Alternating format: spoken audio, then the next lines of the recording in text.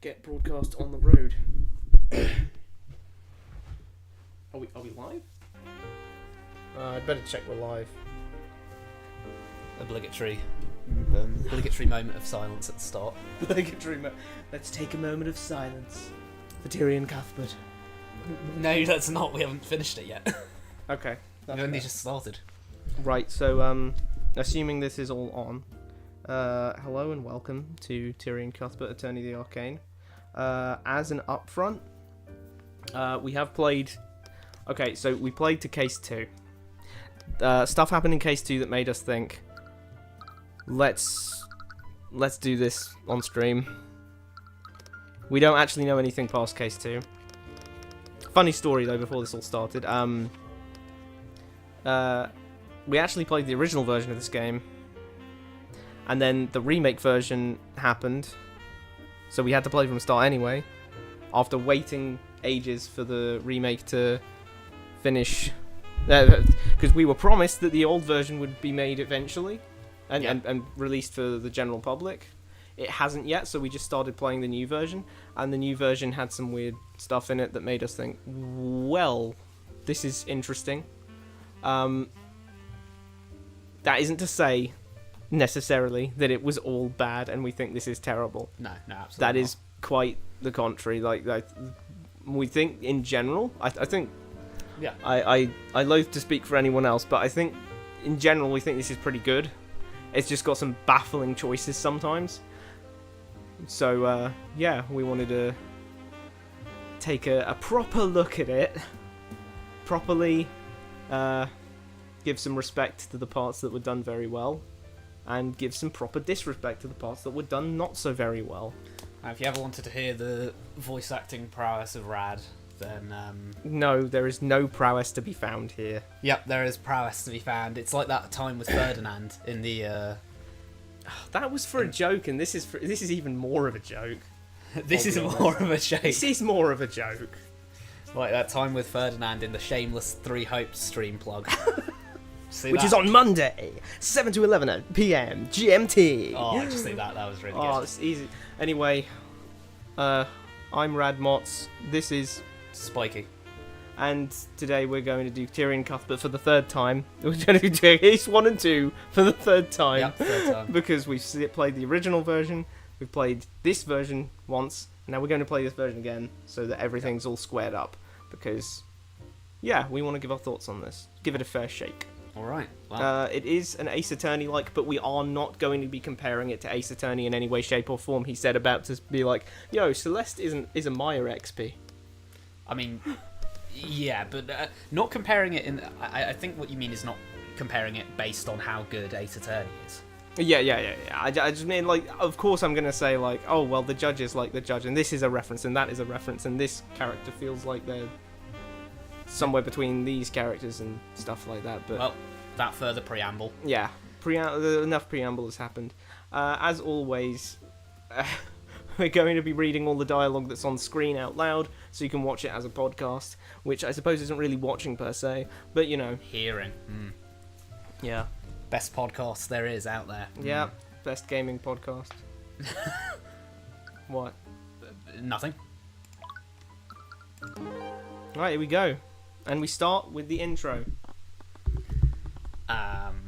Now, we're assuming... The weird thing was, this narration was originally done in second person in the original version, but then evidently nothing was actually done with that, because it switched to being from first person, clearly Tyrion's perspective in this time in the remake. Yep. Because I originally thought, when I saw that it was, you know, oh, you feel a cold sweat as you notice the body, you know, things like that. I was thinking, well, this is an actual character in story. This is some kind of god or something that's actively watching over Tyrion. Yeah. Turned out it isn't, because now it's just Tyrion's thoughts. It's just Tyrion's thoughts, so that's... You know, I didn't stop to check and see if we're actually audible. I thought you were going to say if we were live. I don't know if we are live. Let me check if we're live. Okay, great. Well, we'll wait here and think about... You know, this is the time where we'll do that moment of silence. Here's the moment of silence.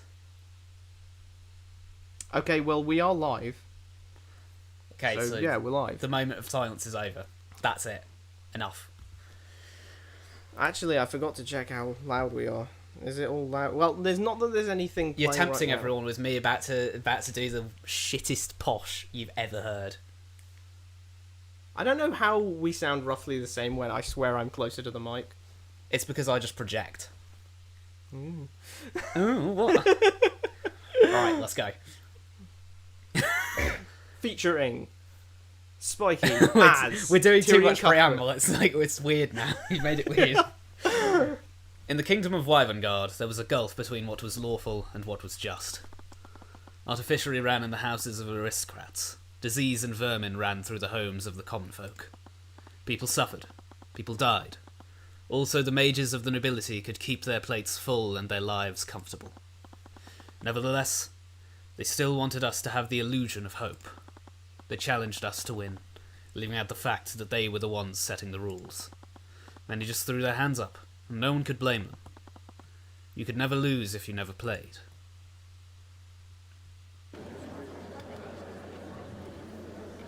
Oh wait, I was this guy, wasn't I? I was transporting a client in my carriage that evening. We were driving by the McCoy Tavern when we heard a disturbance. Worried that something was amiss, I walked into the establishment to see what the commotion was about. That's when I saw the defendant lit by the blue glow of the dining room lights. She had stabbed Flynnhart and her sword was shining with magical energy. He sounds very different. It's to so how funny I, that we're like, he sounds very objection! sounds very different to how I can voice him, but like I don't think I could actually do that voice weirdly. It's just vaguely American, like, Mr. Rudolph, you testified that you saw my client murdering the victim. Rather than butchering a vague general Yeah. American accent, I'll just butcher a posh English one. Let's butcher our own accents instead there of you go. butchering someone else's accents. This is respectful. Mr. Rudolph, you testified that you saw my client murdering the victim, and you supposedly saw her casting magic while doing so. Yes, I could never forget it. It was burned into my memory. I see. It's funny that you say that, What? because your entire testimony was a complete lie. What? Tonk. What are you trying to imply, Mr. Cuthbert? Steelwind, think about the estate of the crime scene. The witness couldn't have seen anything, much less a homicide. Maybe their rules and institutions were impossible. Maybe I was just a grain of sand trying to stand against an ocean. But I would never stop rising, no matter how many times they tried to drown me. I would do it again and again if it meant that I could give hope to even one person. That was why I fought. Little Like, all I can say is like that. case one. Sorry, I don't know what I'd... White clouds. Yeah, sorry. Oops. All I can say for that is like the one thing I think about that is like, oh, the cut to black is really abrupt. It is very abrupt. I feel like it should play the song a little bit more. But anyway, oh wait, can we even bring up the log, or does this clear the log? I'm not sure. I mean, we could... Oh well, I guess we're about to find out. No, it doesn't clear the log. Ah, okay, that's excellent. Because now we need to have a little look-see at it. Because of course, in stark contrast with Ace Attorney, this is set in a different world. Yep. So world building is really important. In Ace Attorney, anything that isn't told, you can just assume it's the same as in our world. Yeah. Not so in a world that has been created. We have to be told everything. We can't assume it. We can infer things, but we can't assume anything. Ace Attorney is much more very low fantasy. It's Super very low low fantasy. fantasy. I mean, basically the only thing is the spirit channeling. Yeah, you like the only magic is spirit channeling, and the only like technology is like slightly more advanced AI Yeah. in those robots, like emotion detecting AI. Yeah. But other So than the that, technology level isn't actually that much higher than ours, and and as for magic, it just seems to be the spirit channeling. However, this is a much more high fantasy setting, Yep. as we're going to come to understand. Then again, we've already seen that there's mages in the nobility. Right, so what do we say about this? First and foremost, Tyrion, at the very least, if since this narration is dealt with via Tyrion's perspective, it isn't omniscient. So, for instance, this is very much against the nobility, but we can't take it as gospel that the nobility are evil per se from this alone. Yeah. Because it's it's filtered through Tyrion. However, I would say that it is a lot harder to break this rule in the sense that this is going to be taken much more as gospel. Because it's the first impression. It's the first impression. This is the first thing we hear. Mm. The screen was black and it showed us this. Yeah. So it wants you to consider this very important to think about. Yeah. So, yes. It seems in the Kingdom of Wyvern that there is a very large disparity between the classes. Yep. The commoners have FA, and the nobility have everything. Yep. In fact, the nobility are implied to be more capable of. I'd argue that they're more capable of magic than the commoners. Yeah, it definitely says that. It says the mages of the nobility. You know, it's funny. Now that I read that again, The mages of the nobility implies there's mages of the commoners. not just that, but look at the whole line. People suffered, people died. Also, the mages of the nobility could keep their plates full and their lives comfortable. So, The non-mages. the non-mages of the nobility are not keeping their plates full and their lives comfortable. Yeah, I'd say that's probably just a minor phrasing issue of... Either that, or it's implying that all nobility are mages. Yeah. The mages of the nobility. I'd say you should probably, to emphasise the fact that the nobility are at least generally the only ones who have magic. Or at least nobles. Exclusively, if you're a noble, you have to have magic. I'd say the nobility and their magic. Or, just say something like that. Yeah. So that it's more like, here's the nobility and... less like the nobility, the mages in the nobility are a subset of nobility, and more like the nobility are mages. The same thing, Another thing it feels like is that the since Tyrion's being vague about, they challenge us to win at what? Yeah. Since it's so vague, it kind of implies anything. Yeah. Like, if the nobility are involved, you're going to be losing, one way or the other. Maybe it's a case of, I mean, we probably already know this is an Ace Attorney, this is a visual novel lore game. So maybe they're just hoping we understand that this is a game about lore. So it's presumably that. It was great about that, because look at the start. It's the very first line, the very first sentence. In the Kingdom of Wyvern, there was a gulf between what was lawful and what was just. Excellent setup for a courtroom drama game. Yep. Like, we're in that mindset immediately. Now, here's the funny thing about the thing with Reese Rudolph and... Shouts to Reese Rudolph being the first character we see. That is actually pretty funny now that I think about it. But, Reese is... I actually thought this section would appear in Case 2. You know why? Because if you scroll down, after Steelwind says, oh wow, I didn't realise it put OBJECTION in the box like that. But anyway, I just think it's funny that when you scroll down to post Steelwind saying he hits her with Steelwind, think about the state of the crime scene. Yeah. Not even Prosecutor Steelwind, so there's like this great degree of familiarity. Either familiarity or animosity. Yeah, I do think he should probably... Of what we've seen at least, I noticed that Tyrion basically entirely just calls her Steelwind. No honorific, no nothing, he just says Steelwind. Although, we can't do that quite yet. Can't do that quite yet, but I just we got to assume that we're blind in this. We'll all be in by Case 3. Or halfway through Case 2, so... And it's also a really good setup for Tyrion's character, because he gives us a lot of detail about himself in his speech here. Yeah, He's very, very, very determined to protect the commoners from the nobles in the courts of law. Yeah, I actually do realise. Yeah, he's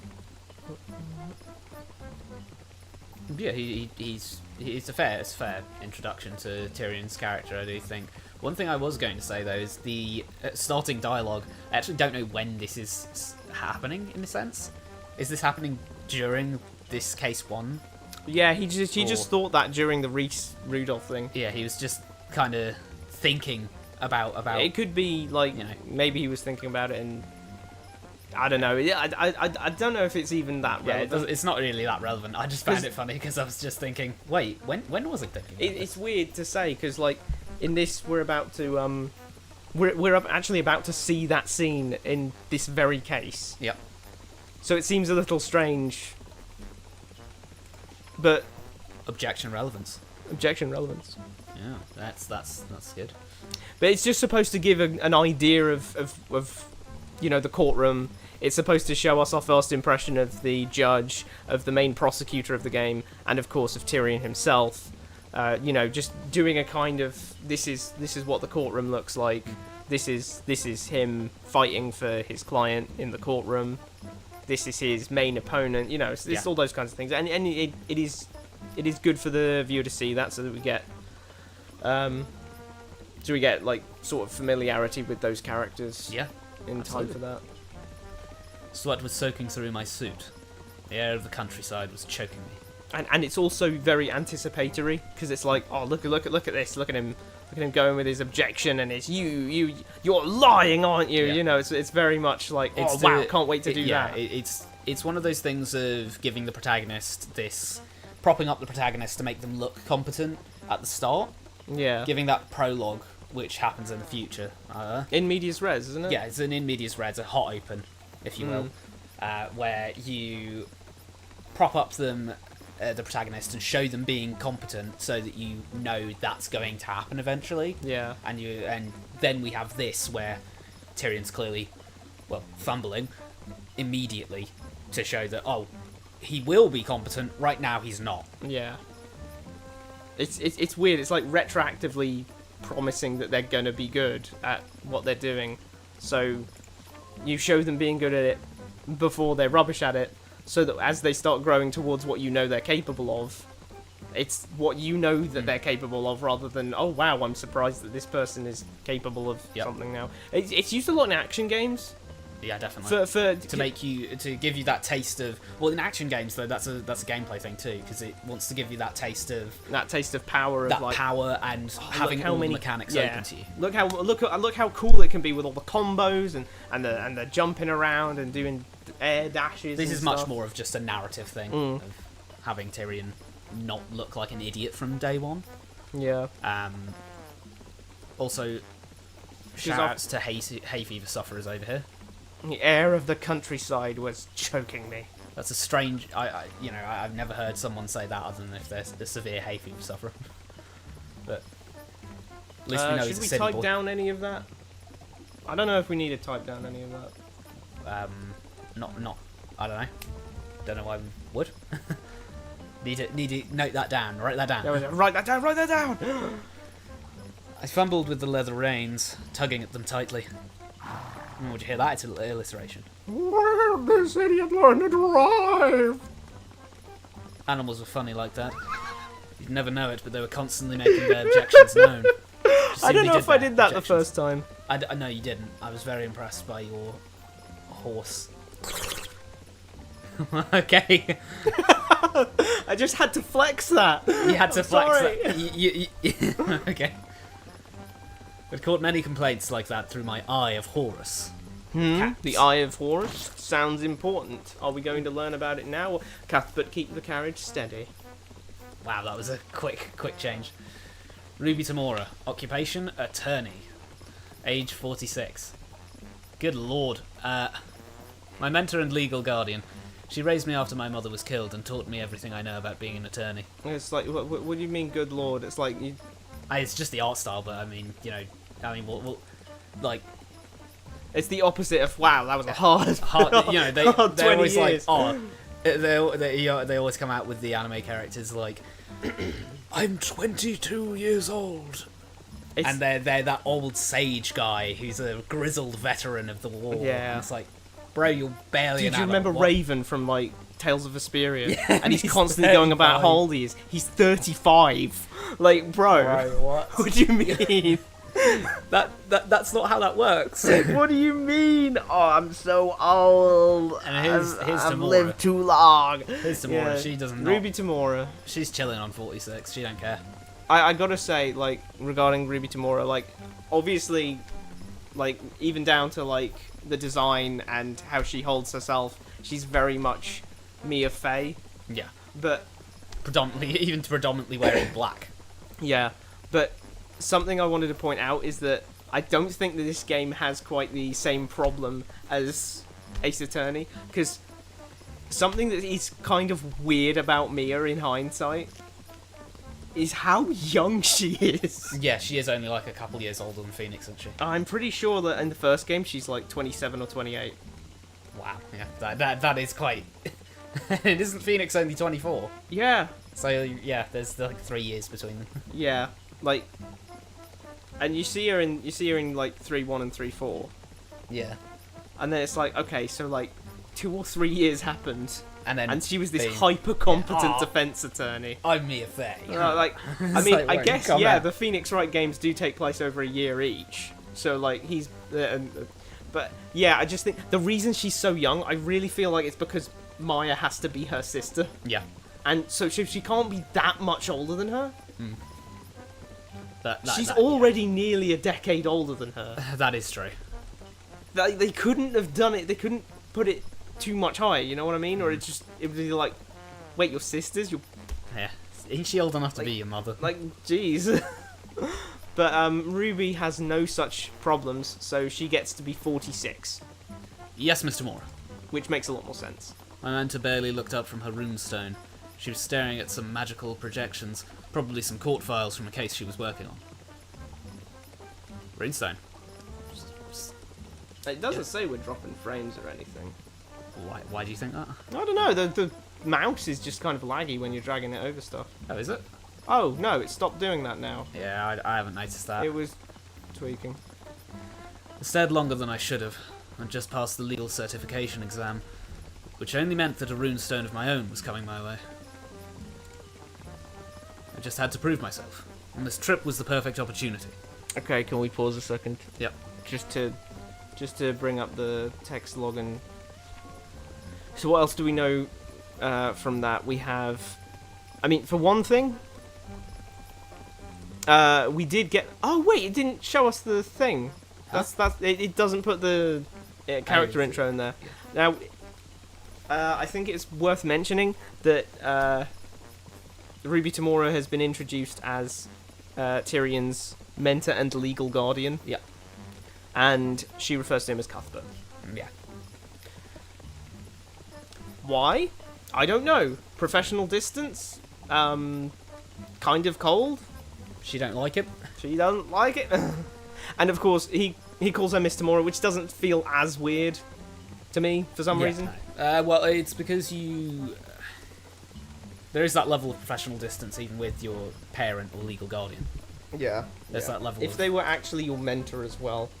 Of course, he's not going to call her mom or anything. Mummy! But Mummy! Yes, mummy. yes, mummy. That would. I think that would ruin any sort of respect you'd have for Tyrion if he actually said yes, mummy. Like, it would be over. Well, you'd instantly be thinking of him as a kid. Yeah. Anyway, runestones.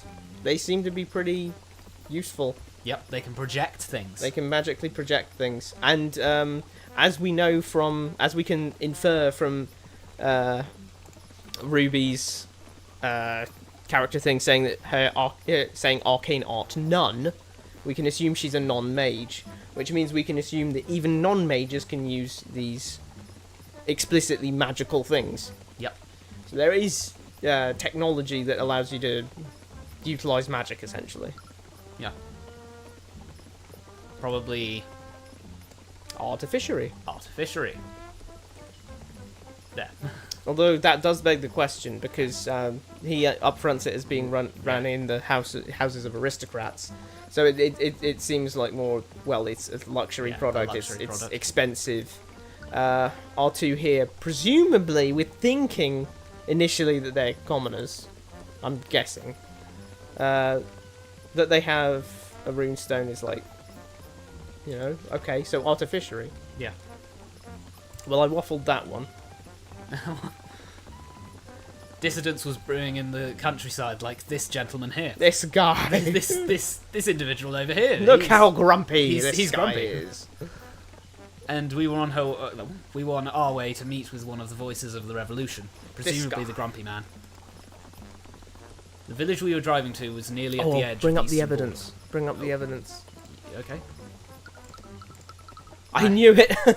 There's this weird glitch where, like, I don't know if it's even a glitch per se, but like if you go into your evidence while there's a filter on, the filter still applies to your evidence. Just pointing that out. Just pointing that out. Fix that. Any devs here, fix that. Yeah. The village we were driving to was nearly at the edge of the eastern border, far from the capital city in the kingdom's centre. Here we ran the risk of running into military forces deployed to silence voices like his. Okay, that's pretty important. Yeah, that's very important. So we're we see that there is dissidence brewing in the countryside. Yeah. He doesn't say violent dissidence. no, He just says dissidence. we're not one for peaceful protests over here in Wyvern apparently. Yep. Peaceful protests are not our cup of tea. I mean, he looks grumpy, but I don't know.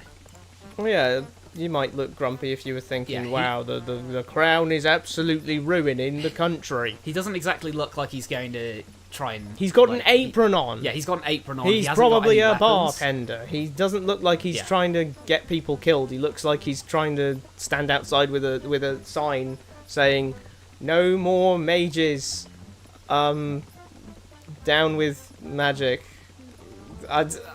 Look, okay, it's hard to come up with like a snappy, like revolutionary yeah. sign in a second, but you know. But we are being told explicitly that military forces are being sent to silence dissidents. Yeah. That's not even peacekeeping forces, Yeah, not even the police. military forces. Military. They're coming at They're this taking with a the tank. army to come and say, "Hey, stop saying that we're Yeah. doing a crap job of running That the never country." ends well. So, yeah, that tells us way more than Tyrion ever could in his narration earlier about just how cruel the nobility are in this Yeah. case. Absolutely. Whoever this... Military forces. Military forces, yeah. Whoever this Flynnhart McCoy was, Mr. Mora's business with him must have been worth all this trouble. Wait, let me try that again. I accidentally going Flynnhart. I'm not... What? His name is Flynnhart. Oh, it is Flynnhart. No, but I mean... There's no D. Flynnhart. Flynnhart. Flynnhart. Ooh, I had to hit Flynnhart. Whoever this Flynnhart McCoy was. Sorry, I'm a bit... I'm not as posh as I think... I don't know why I'm saying I'm not as posh as Tyrion, but... well, look at this. There's his legal guardian. And also he has a suit on. Yeah. Mr. Mora, maybe you should switch with me. And what would you learn if I did that? Maybe I was worried about nothing. Practical experience was always a key part of learning whenever she was involved. Driving a car? I mean, it's funny to put that. It's almost funny to put that there because, like, of course you can't learn how to drive a car by watching someone do it. I mean, you can learn a bit, but like, it's all about muscle memory and stuff. I also don't know why we're learning to drive a car. Is she that, like, she wants to get him a horse or something and make him just ride out to places in a suit? Well, I presume that it's because it's cheaper than like getting a taxi somewhere. A taxi? Yeah, taxi carriage. An artificiary taxi? No, not an artificiary taxi. A horse and cart taxi. Okay, fine. Why else would she quietly sit there, immersed in her court files? That's so unnatural for me to not glottalize my T's. That kid's dead. That kid is dead. Did you hear that crunch? Yeah. That horse God. just WWE'd that kid. Did that rock just scream out in pain? Tyrion, no. I grabbed the reins and pulled them with everything I had. The horses slowed to a stop. The child was lying face down in the dirt. A puddle of red was pooling under her. She's dead. Scaled Lord! Hey look, Scaled Lord. Scaled Lord. Not... Since this is used in a place where many people would say, oh my god, it's quite easy to infer that the Scaled Lord is some kind of deity to the people of Wyvern.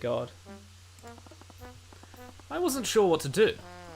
I wish I'd never procrastinated reading those first aid books. I looked to my mentor. She'd approached the scene quietly and slowly. Her eyes went to the child, then to the surrounding forest. She seemed to be searching for something. She was wearing the same expression she used when inspecting a crime scene. That's actually more important than I think. Yeah. I noticed What? last time. He must have seen her at presumably quite a few crime scenes. Yeah.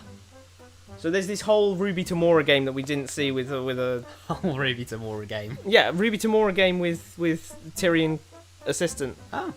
You know, like how people always say, when are we going to get a Mia prequel game with a Phoenix assistant? I suppose so.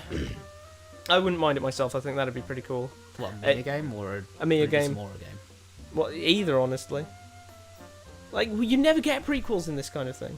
I suppose. Yeah, I can't say why. Unless we count Greatest other than- Attorney as a prequel. No. It's a distant prequel. I mean, does it? I guess so. It's set in the same universe. It's set in the same universe. It's probably because things like that are never really referenced, and I guess there's some sort of fear that they'll accidentally contradict something. But, yeah. I don't know. They never fear to contradict things. They're always retconning random shit. That is true. Not Tyrion Cuthbert.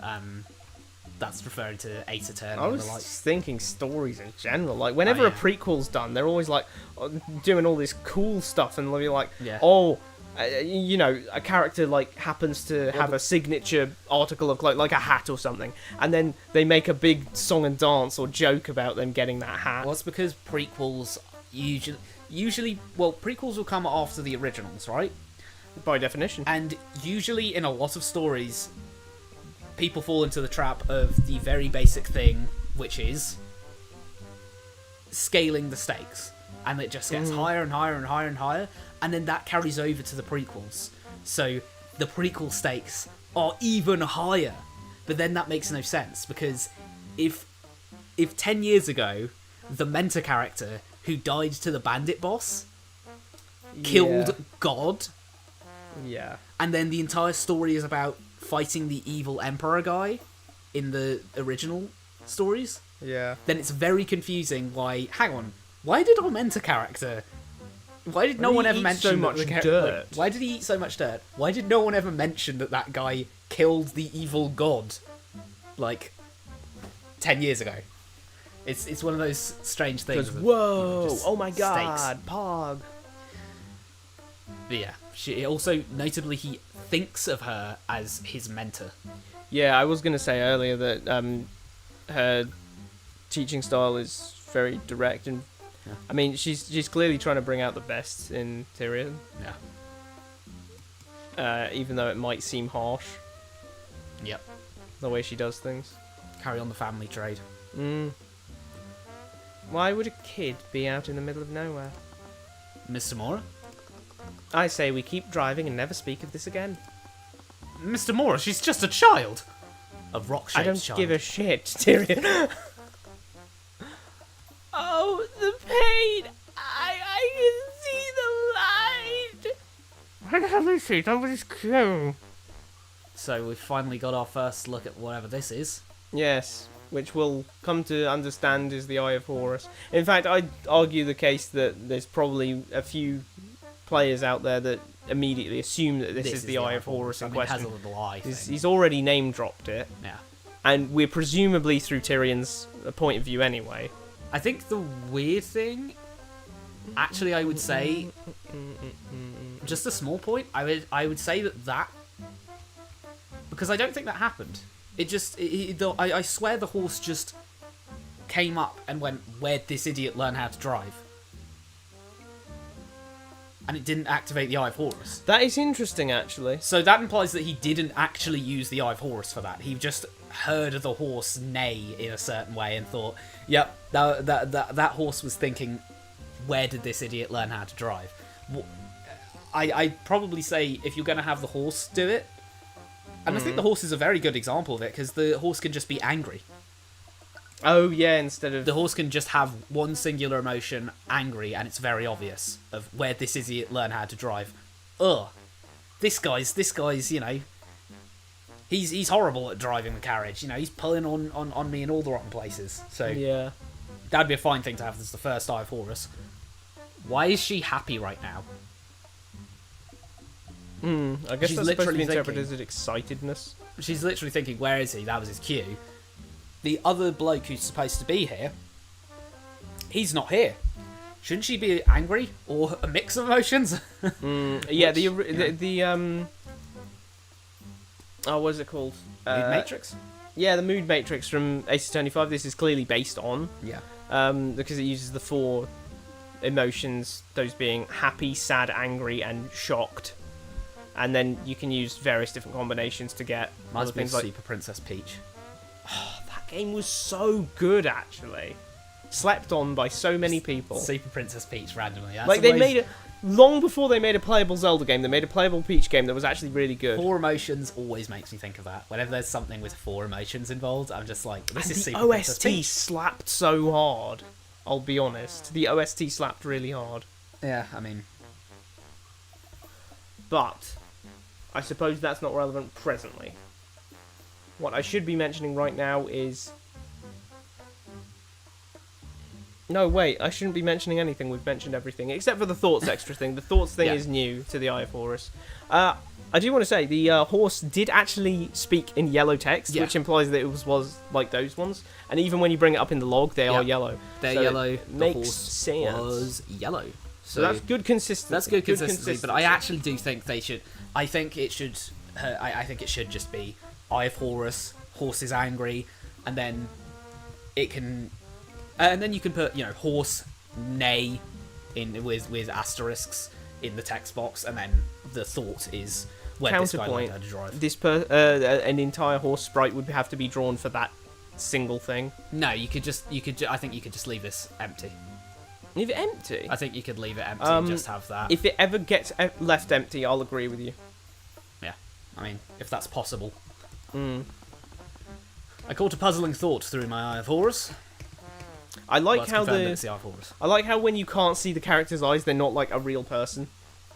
Yeah, Well, not that they're not a real person, but they're not it's not they're not a important. character that's gonna with a name that's gonna be coming back a lot. Yeah, I actually think that is a good choice because there is always that danger when you're introducing random characters like one-off. Yeah. Someone's gonna think, oh, this guy's pretty funny. Can't wait to see him again. Yeah. And it's like, no, that was Bartender.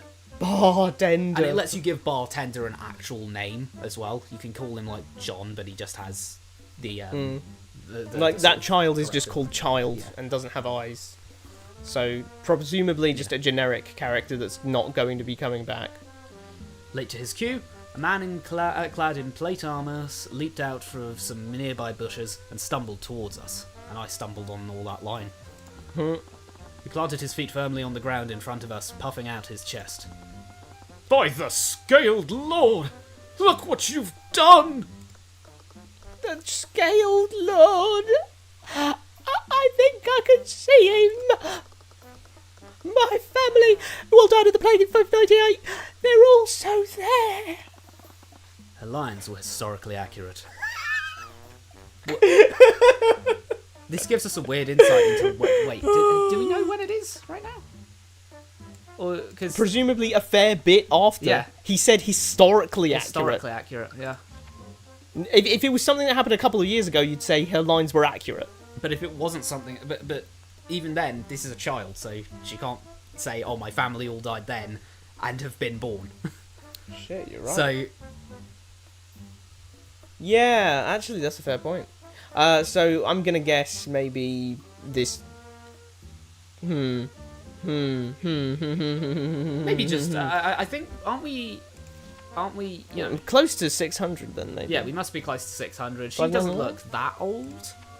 Maybe teens. Yeah. Early teens, I'd say, though. I mean, of course, we have to factor in the fact that this child is lying about this. Yeah. But he says her lines were historically accurate, so it implies that Well, there was a plague. there was a plague. It's just in this 58. this child's 58, 589 even. This child's family did not die in that. Yeah. Like, it's the first setup that. Damn it, Alma. Mentioning that plague is overkill. Like, it's supposed to set up immediately, like, oh, wait, these are just scammers. Yeah. Our guys haven't done anything wrong. And presumably, that means also that Ruby Tamora also noticed pretty early on, this is probably a scam. I've seen things like this before. It's a scam. Let's just get out of here before they come and scam us. Yeah, that's quite clearly what she was catching on to there. What he... I do think Tyrion should keep his eyes on the road from now on, though, in case he does actually commit manslaughter. I mean, horses don't go that quickly compared to a car. Yeah. Like, you can see what's ahead of you. Yeah. I have to wonder, did the horse actually, like, kick her? I mean, she's not injured, so I'd assume not getting kicked by a horse. My bad, guess but, is... Did we she don't just lie down in front of the horse, and the horse just... Actually, what are the horse's thoughts about this? I want Tyrion, look back at that horse, because we've already saw the horse's thoughts. What does he say? My guess is that this guy... My guess is that the child is waiting by a bush or something, smacks the side of the carriage after the... smacks the side of the carriage and then lies down on the tomato juice. I actually think it would be funny, because it's already pretty overt that they're scammers. I think it would be pretty funny if Tyrion looks back at the horse and the horse just goes, why'd that kid lie down in front of me? The horse is just like, what's going on here? I don't understand. This poor child, she's dead because of you. This is a serious crime. The fine is 10, no, 20 gold pieces. Look at that carriage. Probably aristocrats visiting House Pierce. Whoa, that's presumably a nice-looking carriage, then. Yeah, very nice-looking carriage. So we're told, essentially, for the second time, after the runestone thing, that Tyrion and Ruby are at the very least well-to-do commoners. Yeah. They're certainly not poor. We have to also question, I mean, I can't actually answer this. This is a genuine question, because it could be either that 20 gold pieces... 10 or 20 gold pieces is considered a lot. And that's actually a lot of money, like that's how the monetary system works. I mean, pounds, once upon a time, were incredibly... Like, those were rare pieces, you know? They were quite expensive. I mean, once upon a time, 20 pounds would get you a sizable house. You could buy a house for £20. Yeah. So either that's a sizable sum of money, and he's being realistic here and being like, the fine is 20 gold pieces, you know, a big fine for vehicular manslaughter, or I mean, he's obviously doesn't know the law that he should be going to court, and you know, it's not just a fine thing, but yeah. Either this is him throwing out a random fine amount of money, basically, or things are actually that bad for the commoners that this guy is asking for, like, you know, 30 quid and I'll look the other way. Yeah, I think what we're supposed to imply from him saying, look at that carriage, they're probably aristocrats, is that he comes up with the number on the fly, pertaining to how much he thinks that this person can probably give him, and not actually worry that much about it. Yeah. 20 gold pieces. The average sentence for a vehicular manslaughter was 2 years of imprisonment. Vehicular manslaughter. Oh, I love saying vehicular manslaughter. I don't love doing it, but I love saying it. Can we pause a second? Because I just want to mention regarding the scammery. Yeah. No, actually, it's not regarding scammery. It's about the monetary system. So we've got 20 gold pieces. This isn't actually regarding this at all. I just want to know what the obsession is with fantasy settings and making it gold pieces or gold. What is the obsession with that? What do you mean, gold? Yeah, gold. It's always gold. There is actually a good reason for it. I mean, look around the world. There's always been gold. Yeah, but there's too much gold in these fantasy settings. What do you mean? Is it still accurate that there's only enough gold in this world to fill up 2 Olympic swimming pools? Yeah, there's not that much gold, but they didn't use pure gold. Oh, okay, fine. They'd use gold alloys. Nickel, right. tin, and gold, and basically you'd use alloys that were not susceptible to things like corrosion and deformation, basically. Yeah, so you yeah, could that make makes a nice sense. coin out of it, and then you had stuff like the ridges around it to stop it from being, cut around the coin, and you can get more gold out of it and everything. Yeah. If I may, then I'd also like to mention, why is it never given a currency name? Like in human history, we never just say, Here's some gold. Here's some gold. Like it's realis, or it's pounds, or it's dollars, or it's like I don't even know where these names come from, to be honest. Yeah, But like, I mean, they're always coming up with a name for the money. yeah, I think. However, I'm willing to throw it a pass because money doesn't seem to actually be that important in this. Yeah, money isn't that important in this, and naming money is really annoying because you have to do it's hard to make a non-clumsy sentence that is,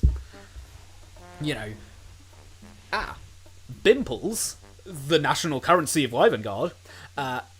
If I may, Tales of always uses gald, although that's close enough to gold that you probably just assume it is gold. Yeah, just say gold at that point. I mean, it's one of those things of, like, you can throw a random name out but for meaning gold pieces, but that just makes us question what it is, and then eventually decide it probably just means gold pieces. Yeah, it's kind of like almost a coherence thing at that point. It doesn't really add much to the world unless the money is going to be consistently referred to and actually used, which so far I don't think it really does use that much money. So yeah. Oh, that's what this is. A scam. Wait. Was she? Wait, did she only just work out it was a scam? yeah, I'm confused. If it's the case that... Okay, so here we have two possibilities with her saying that line. One, she's being dead of ass, in which case she's saying, "Oh, whoops, we killed a kid. Let's just run. Let's just make a break for it." The other option is that she's deliberately trying to get at the knight. Like, she's trying to say, "Oh, I know. Hold on a second. I know you're scamming me." Like, she's trying to subtly, like, say, "This isn't gonna work, buddy. I know that you're trying to scam me, so I'm not gonna play ball with you." Yeah. Like, she's trying to set that up early, trying to give him the opportunity to just kind of like walk away from this, I side-eyed the child, apparently named Alma. I spotted tiny tomato seeds in her pool of blood. Tomato. I don't know why I said tomato, not tomato. Tomato, as they say. Yeah. Which, honestly, that works better, because I've heard some people say tomato, like, generally Americans. Yeah. And I've heard a lot of people say tomato. I prefer tomato myself. But, you know what doesn't work? Potato. Everyone says potato. No one has ever said potato. No one refers to that as a potato. Well, yeah, because it's a joke about tomato. What is it? Oh, God, now I've got egg on my face. It's like celery. You wouldn't say celery salari. No one Celery says salari. Oh, God, that sounds bad. Alternate universe, someone says celery salari, bad. and you're here going, celery salari? Bad slip there, Tyrion. You might want to call someone to retrieve Alma's body then. Yeah, he'd never said that. It's either a slip, or he's deliberately saying, trying to freak them out. Trying to freak them out and have them go, oh, wait, what? I would imagine it's not a slip, because he seems pretty comfortable with the whole concept of the Eye of Horus. So he's clearly had it at least for a while, which means... He didn't care about the horse. He didn't care when he had the horse's thoughts.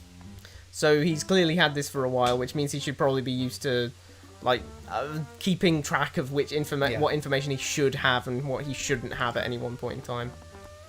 Her eyes opened and her head whipped up to look at me. We locked eyes for a second before her head fell back down to the ground. I looked to my mentor again, but she just leaned her head and gestured towards the two con artists. It appeared that I was being given another learning opportunity. I couldn't complain, though. Didn't appreciate being treated like an easy mark. Arguments. And chess pieces fell from the ceiling. Here's Valentina Yanis, as you do. Yeah. Started an argument. Defeat your I'm opponent. by surprised lowering it their doesn't show confidence. this. Picking the instead. correct options will do damage to your opponent. However, picking the wrong options will do damage to your confidence. Use context clues to determine which option to pick. Anyways, what'll it be? First, anyways. Take a drink every time you say anyway, and every time someone says anyways. You'll be taken to the barracks. Will you pay your fine, or do we need you to sort this out at the barracks? During arguments, you'll sometimes be asked to pick from one of 3 possible dialogue responses. Correct dialogue will depend on the context of your opponent's claim and their psychological profile. I really like this system.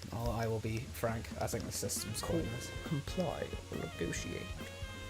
I especially like that it gives you such a big idea of what he's about to say. Yeah. And this was obviously just an accident. Can't you look the other way? Okay, I guess we can spare the gold. And then the cool one, which certainly, why don't you bring us back to your barracks? You know, you get the idea of, okay, this is the argument I'm going to make. He doesn't always say it that way, but, you know, that's always the content. Yeah, it's always what he means, so it's fine.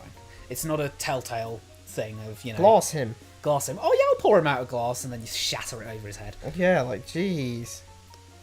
Scary, man. Okay, I guess we can spare that much gold. Wow, just caves immediately. This was obviously just an accident. Can't you overlook this? Or, certainly. Why did you bring us back to your barracks? Tyrion said it word for word. What? Also, notably, the... I don't know when this happened, but... Oh, it happened after Tyrion looked and started the argument. Once he started the argument, the knight changed into con artist.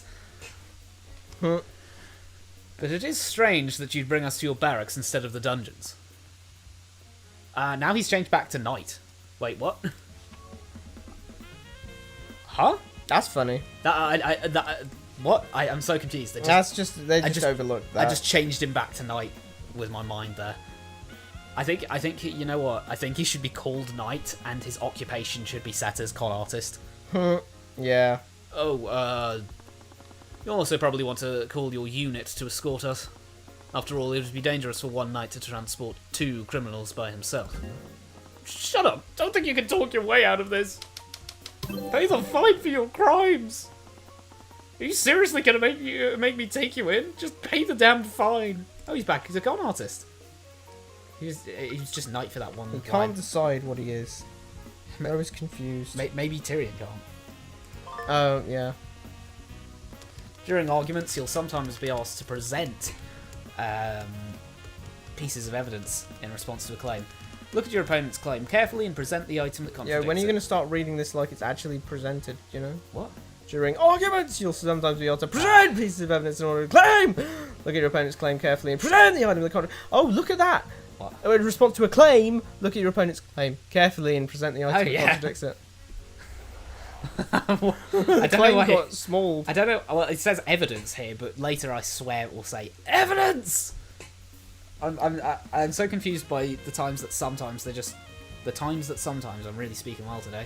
Damn right. But why are we having these block cap moments?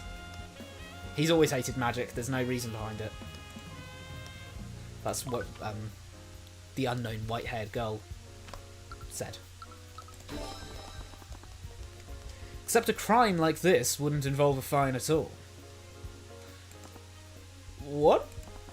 Vehicular manslaughter has an average sentence of 2 years of imprisonment. That's interesting. Average, yeah. You just said average. So it's not even hard and fast. Like, it's sometimes different... sometimes the judge hands down a different sentence. Yeah. I don't know enough about historical law to know if that's something that's accurate or if that's something that is more modern. Yeah.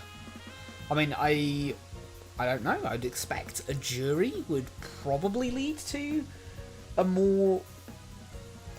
The use of the jury system and all of that would probably lead to a more...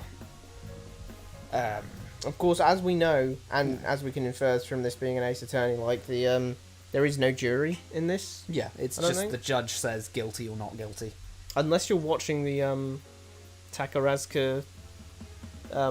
Phoenix Wright musical, in which case there is actually a jury for some reason. Wow. I know, it confused the shit out of me when I saw it. It's just the jury standing there. It was such a weird musical, but that's much of a muchness right now. The death of a child, though. I could see the Crown pushing for more than that. Who the hell are you? I'm a defense attorney. I can recite every one of the kingdom's laws back at you.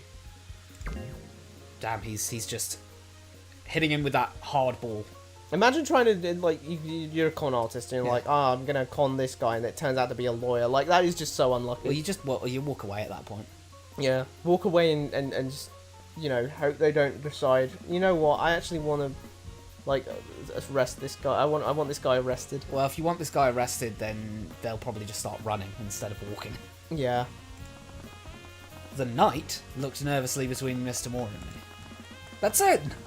His hand shot to the rusty sword hanging from his side. He fumbled with it for a bit before pulling it out and waving it at us. Took a step back. My mentor put herself in front of me. Yay! Ruby is, you know... Ruby is a good legal guardian, %. Yay!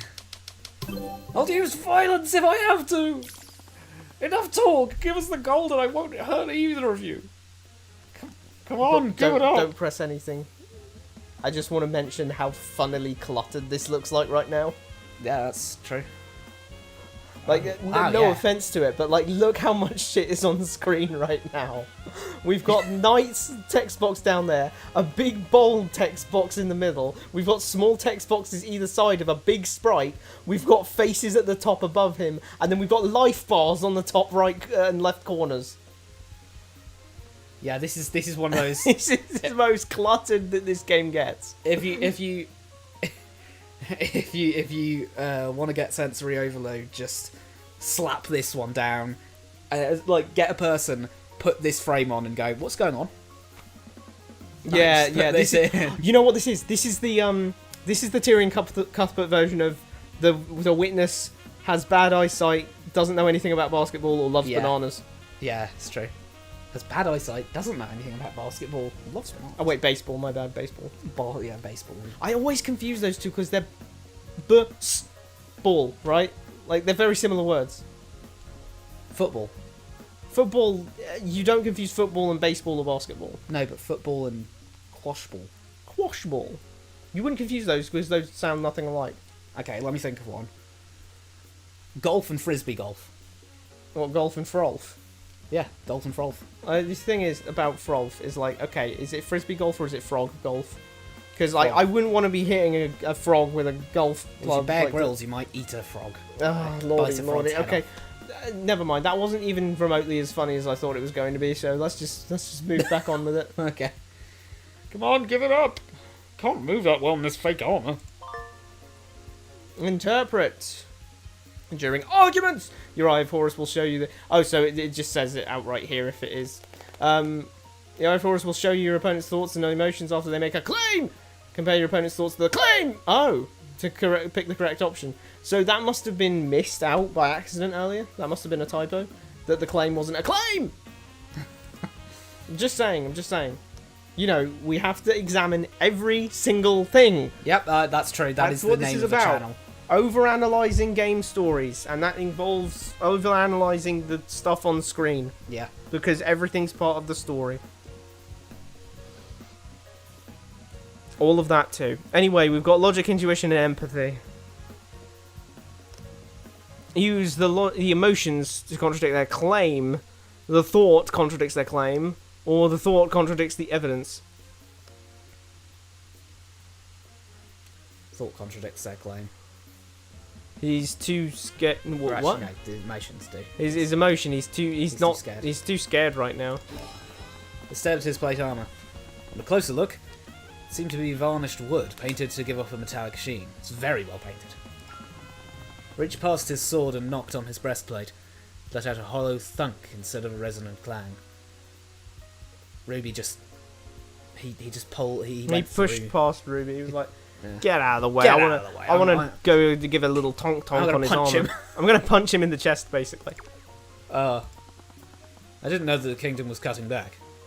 Would this even protect you in a fight? I mean, honestly, would? Probably.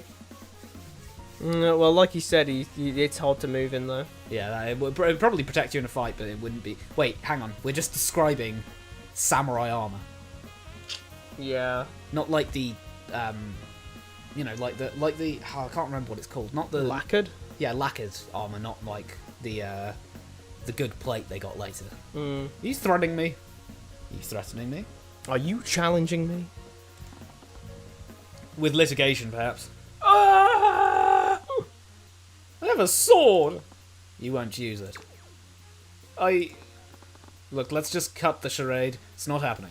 You could see him shaking his head lightly as he said, "You won't use it." You Like, won't use it. argument one. Wow, we did it. I think we might be good at this. I think we might be. Before I think let's finish this scene and then like do another scene review style thing. Scene review. Okay. Yeah, scene review. Don't worry, we're only 1 hour in. We've got time. Yeah. I know we haven't done any fucking gameplay yet, but Well, no, technically we have. oh yeah, I guess that was. Alma rose from the dead and began wiping the rotten, crushed tomatoes off her shirt. They were rotten. Ugh. Sorry, I thought that stuff about the plague would help. I'm tired of eating porridge. She's sad and scared. I like porridge. Well, I yeah. don't know why I said that. I don't know why I said that. Don't worry about it. It's still morning. Someone else will come by. The road's been empty for days. What if they're the only ones? Woo! Whoa, a big Is that statue. tactical? Huh? Nothing. Oh my god. I know what you said. Hey, look, it's a sunspot. Oh! What? You just said 6:13. 6:13, okay. So the plague was in. It's weird again. Wait a minute. The plague was in. Oh no, it's not going to go back far enough. What was it? 589. Yeah. So that's 11 and then 13 is 24 years ago. Yep. That kid didn't look 24. That's true, yeah. maybe she was 24, just heavily It's malnourished. alright. It's alright because, of course, like we said, Yeah. she is lying about Yeah. it. Yeah. I don't know why he said historically accurate. I mean, It's I guess historically it is- accurate. it is There was a yeah, plague there was in a plague. It 589. was historically accurate. Jeez, that was 24 years ago. Yeah, Ruby Tamura would have seen that one. Yeah. Miss Tamura was like, oh, She yeah, was that 22 plague when was- that happened. That was a yikes plague. That was that not the plague best. sucked. Kingdom of Wyvengard, established 613 years ago by the 7 High Archmages, ruled by King Olivier and the mages of his nobility. Is it Archmage or Archmage? It's Archmage. I always thought it was Archmage. Because it's got an H, yeah. I'm trying to work out... Look at this. I'm trying to work out how English works. Yeah. That's pretty sad. But we do get a nice look at Sepia Tone Wyvengard. It has an absolutely massive, massive statue of a dragon. Yeah, those are houses. By the way, yeah, those are houses. Wait. That's the castle. So, Those are massive slits! yeah, what are you hitting with that? Maybe they're actually windows. They're just really long windows. It's like That's stained very- glass. I mean, look at that. You could fit a house in that door. Yeah. No, Wouldn't be but the first time. No, but I just mean, wow, that is it's weird because it's like when you look at it normally, it's like, okay, that's pretty big, but it's in the foreground, and then you look down here and you notice that's a sizable house, Yeah. and it's practically a speck. I mean, like, wow, that is a massive turret. That is one big Yeah. turret. Also, That we have is- some nice walls. Yeah. Walls on... Interestingly, if we look at it, Yeah. so that is either a lake or Yeah. outright the ocean. Yeah. It seems to me that the wall goes around the entirety of the coastline, Oh, yeah, true. which is really bad for their ships. Yeah, they're ships. Also, there doesn't seem to be much out. I mean, I know we're just becoming Or fishing. We're becoming interior designers or exterior designers, I suppose, out here. But this is important. Knowing the Knowing the layout of the picture of the thing is important. Yeah. Yeah. So This is story as well. Yeah. It's teaching us about what Wyvern is as a place and world building, as we've said. yeah, very important. We can't assume any world building. So anything it tells us, we have It's to. incredibly important for this game to have good world building because this is a logic game about lore. So world building is paramount, not just to the story, but the gameplay experience as well. Yeah. If the world building's bad, then we can't work out what we're supposed to do. Something that again Ace Attorney doesn't have to deal with because its world building is Yeah. dealt with by history. Yep. So yeah, I just want to mention the massive dragon statue. Yeah. Like that thing is That is gargantuan. Look at that and look at the houses. Whoever made that, likely the mages. shout outs to them. Like I think They're what playing Minecraft out here. I think we can infer is that the mages had a hand in that because that is such a technical marvel that this level of technology could never have achieved that. Why did you say that and then look at me like you knew I was going to make some sort of Pyramids of Egypt reference? No, I'm serious. That would be difficult with today's technology. I mean, I think it would be difficult, not impossible. What for these guys or for us? For us. Absolutely. No, this actually, would be difficult with today. actually, no. I don't think it's impossible for them. I've seen pulleys. I've seen what those things can do. I've seen what hydraulics can do. I think you could make it. I think it would collapse because this is not structurally sound. And one thing that they're not very good at is making structurally sound, clearly top-heavy buildings. You make a pyramid. Oh my god, you're right. You make a pyramid. Maybe it's hollow. Make a pyramid. It's very obviously like. It being so hollow wouldn't be a obvious. damn thing, would it? No, not really. I mean, that would make it so weird because if something blew at it, you know, Also, this is gonna keep such a. pass me the thing for Okay. a second. Like, I just want to. So like, if we look at the buildings, right? Yeah. So if we kind of use the buildings to scale against like these things, or like that over there, that's a good one. So Yeah. these are big walls. Like, I mean, Yeah, they're true. dwarfing the trees. They're keeping the Titans out with that one. They're dwarfing the trees, for instance, Yeah. around here. Like, so what is that? Like, 10+ stories easily. It's like very thin walls. They're not. You know, they don't seem to have parapets. They're very, very They tall. are thin, actually. They are Really, like. really. Is there space for a walkway there? It kind of looks like there could be along that way, but I don't know. When I look over here, it doesn't really look like it. Anyway, that's big. So look at the dragon again. That dragon would fall, definitely. I do think that It's dragon gonna would fall. squash I like guess the mages half probably, the yeah. populace. I'd probably want to live here. So that On the outskirts, so that the massive dragon statue doesn't kill if you I'm one living night. here, I mean, that's presumably where the nobility is, because the On a nobility dark are and often closer to stormy the night. centre. one time, you know, on a dark and stormy night, Splat. the dragon just crushed everyone. It is. I'm going to take I'm going to take a bite at an apple. Yeah. That is supposed to represent the Scaled Lord. Yeah, and you know, it's a very protective stance of like, Yeah. oh, it's shielding them. All I can think of is just the wind currents are just gonna blow that thing. Oh my god, it's going to squash half the population. But did I get to finish my point about the fact that they're definitely not fishing Yeah, no, they have no. Well, I was or actually doing gonna, exports? I was gonna say another point. Look out here. You've got roads, but there's no outskirts. What, you mean we can't see any thingies out there?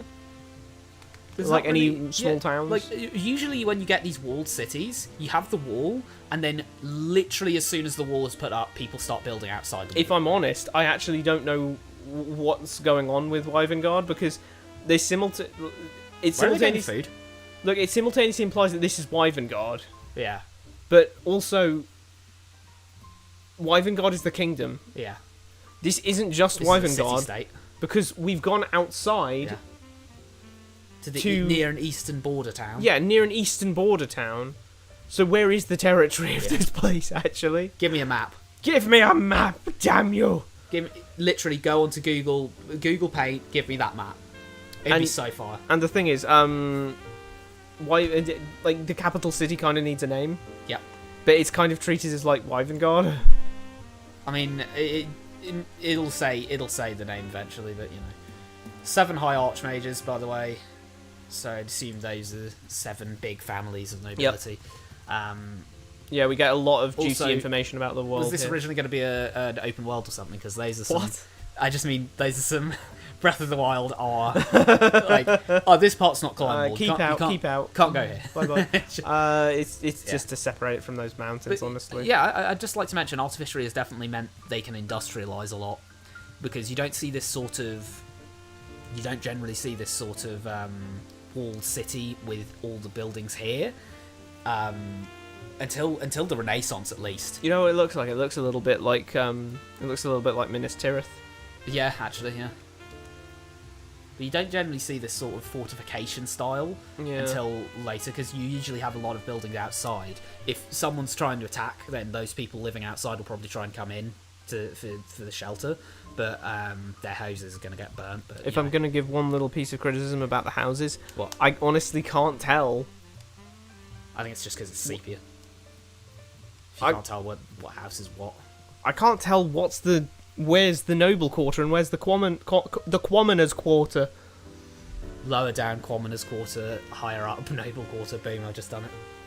Yeah, but the houses look the same size. They do look the same size. This looks just as much like these houses, really. Yeah, it's like I see a spire back there. Those should look like squalid hovels, and these should look like immaculate manors. Shacks down here, big especially estates from what we've been told. Yeah, especially from what we've been told. If there's such a big disparity in the class, if the class system is really rigid like that, we should probably be having shacks down here in the little muddy part, and then there's this, a bit nicer sort of marketplace where everyone goes to the middle zone. And then there's because the more well-to-do people tend to go closer to the centre of the city, with the outskirts being the less well-to-do people. Well, it's because usually you have this tiered fortification system where you can get the outer reaches, but even if the outer parts fall, you get this secondary wall inside, which means that you can get the slums, but what have you really done to the people who are important? Nothing. You've just gotten past our first defence. Now you're going to have to get past wall 2, and you can't get that from the outside. So you usually have that tiered defence, so the more important people live closer and closer and closer until you get the main castle, which is usually fairly self-sufficient itself. But anyway, King Olivier is out here. Is he Olivier Wyverngard? Or is it House Olivier? Olivier sounds like a forename to me. Because I suppose we do say King Charles. We don't say King Windsor. Yeah. Did I just date it? No. I mean, yeah, but technically, yeah. I just dated the stream. No, you dated the stream. No one gets to that reference. In 2249, no one's gonna get what you mean by 2002. You think he's gonna live that long? What? King Charles. Well, yeah, that's why you dated it. That's what that means. Yeah, that's no, but you said 2249. Yeah, no one's gonna get it. No one's gonna get it then. Well, yeah, I suppose, but you could just say 2080 or 2080. People aren't gonna get it then, probably. I mean, it's also dated by the fact that it has an actual timestamp for when it was uploaded. That's fair. Anyway, one last thing, and this thing is actually about the text that was on screen just then. So bring up the log. The Kingdom of Wyvern got established 613 years ago by the 7 High Archmages. As we already mentioned, the plague was in 589. Mm-hmm. So this kingdom uses its own calendar. True. Now, I don't know enough about history to know if every kingdom had their own calendar. But I think it bears mentioning. Usually we used, I think most European kingdoms, at the very least, used the Roman calendar because the Romans... Well, I mean, basically goated. They just did everything. Conquered everyone. And certainly, culturally, just... Everyone wanted to be them, They were cool as hell. Have you seen their outfits? And their architecture? Of course everyone wanted to be... Yeah, honestly, to be fair. I mean, look at some of the... we've still got statues today and the like. A lot of their art has survived. Nothing like this, though. No, nothing like that. Nothing like that. That is enormous. That is Actually, if we're talking about stories here, Yeah. not that kind of story. If we're talking about stories, like, as I was saying, this thing right here is like 10 stories. So this thing's flipping gargantuan. Yeah. That's bigger than the Shard for sure. Yeah, that's that. Yeah. Like, the Shard's what, 50? 70? Yeah, I think it's not that big. But this thing's enormous. It's enormous. It's bloody enormous. I think it's like 300. Is it 300 foot or 300? It's so tall that I think if you're at the top, observing that the You see the clouds underside of under it, you. I think you would actually feel the air being a little lighter up there. Yeah. Like, if I'm honest. It's weird because I can't get a sense of scale for it, because whenever I look at this, I think, okay, that's like 3 stories probably, because there's a big door there. That's a slit. The door's tricking you. That door's the same size as that door, which is maybe half the size of the wall, which is dwarfing trees. There's a tree. And those. Right, there's a tree. Exactly, there's a tree. Yeah, that's small. They want to keep the Titans out. Where are the Titans at? The Titans get scared off by the dragon statue. Ah, you know what? That makes sense. That makes sense. Yes. Okay. So we did just They'll- spend like a quarter of an hour on that picture, but But so, it's a good picture. so you may accuse us of overanalyzing. But if that's the case, why did you click on overanalyzing game stories to begin with? Yeah, that is valid. Yeah, I suppose so. They'll often preach that our large kingdom, it was large, That's interesting. was a land of prosperity and happiness, a nation where its people shared the wealth and succor that created by its magic, and awesome dragon statues. Here, ooh, Immaculate artisan sandwich. I'm getting kind of hungry from that. Okay, let's see what. I thought that was lettuce for initially, but It is, right? Is it, or is it loads of like pickles? Oh, let me look closer. No, it's like all connected, so it must be like lettuce. Okay, it's lettuce. We got lettuce, tomato. We got some meat of some kind. We got the good old cheese, and we got some tomatoes underneath. a lovely or something. sarnie. Good old sarnie. All it's missing is an olive on the top. This is very important because this sandwich actually helps inform us what the local delicacies are like. By that, I'm trying to say food here. Rest easy knowing food here is basically the same as food in our world. Yep. Yeah. Down to the things like meats and because like it wasn't always that way. Yeah. You know, like various places had staple foods because that was the carbohydrate that they had there. Like Yeah. there was rice in the east. Wheat, rice. We had wheat, so we had bread. Potatoes down over in Potatoes, yeah. yeah. You know, like that, you know what I'm getting at here. You know what I'm getting at here. They've actually you asked where are they getting their food from. They've clearly got lots of different types of food. Yep. Yeah, that's true. This is a very rich looking meal, to be honest. Just with wow, look, you got so many, good bit of Lots veg. of different types Yeah, of food in there cheese, as well. You've got veg, 2 types of veg. You've got the bread, obviously, but everyone has bread. But it actually looks quite nice bread. Oh, it's toasted. Oh, good catch. That's toasted in some sort of artificery, definitely, because those are like grill marks. Yeah. And we got a little thing like spike through it. Like, That's a ooh. hold it together stick. I know, but it's just like, ooh, look at that. It's fancy, yeah. Very fancy. So The weird thing is, you don't need that if there's enough saucy stuff that holds it together. well, there's just like a bit of cheese here. Yeah. That is not going to be held together by anything. You know, I don't know why... No, wait, never mind. I was about to ask why people don't eat, like... Why sandwiches aren't actually, like... What if you had it in... Like, okay, imagine you took the centre out of, like, a bun of some kind of a hot dog. Uh-huh. And then you stuffed all of the stuff that you wanted to eat in your You are sandwich in it. referring to a pasty. Yeah. How come pasties didn't take off as hard as sandwiches anyway? It takes a lot of bread. Yeah, you do waste a lot of bread doing that. You're don't wasting a lot of bread.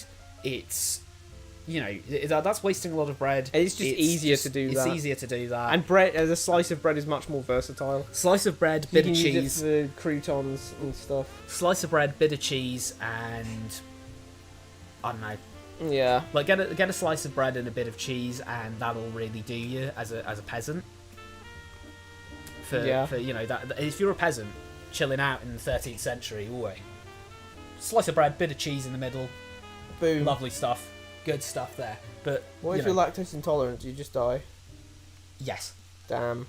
Well, actually, I'd wonder how bad would it be to be lactose. Well, lactose intolerant isn't like how to what degree, you know. Oh yeah. It's a spectrum.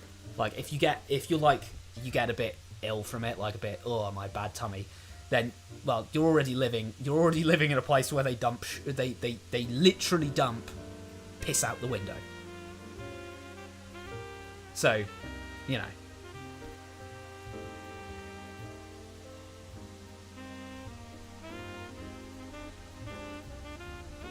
But yeah, no. It was also neatly wrapped. I took out a neatly wrapped sandwich. Sandwich? What? What's wrong with? I've only just clocked that I say sandwich. Like Loads of people say sandwich. S-A-M, but that says sandwich. It's always been sandwich. That's crazy.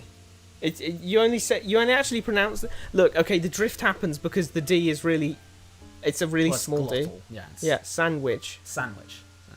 So then the N turns into an M kind of because that's easier to say. Well, overanalyzing game stories, it sounds more like we're overanalyzing speech patterns at this point. Yeah, but everyone says it like sandwich. It's like how you write probably, but barely anyone says probably. Yeah, probably. Like when you say probably at speed, like probably. Like Probably basically. Probably maybe there's like one B in there. It's kind of messy. And it's like Wednesday, right? Yeah. No one's ever said Wednesday. Yeah, Wednesday. No one says February. They say February. That's true. February. Yeah. Like just saying. Wow. I'm just saying. There's a lot of drift that happens. Took out a neatly wrapped sandwich from my satchel and held it out to Alma. What?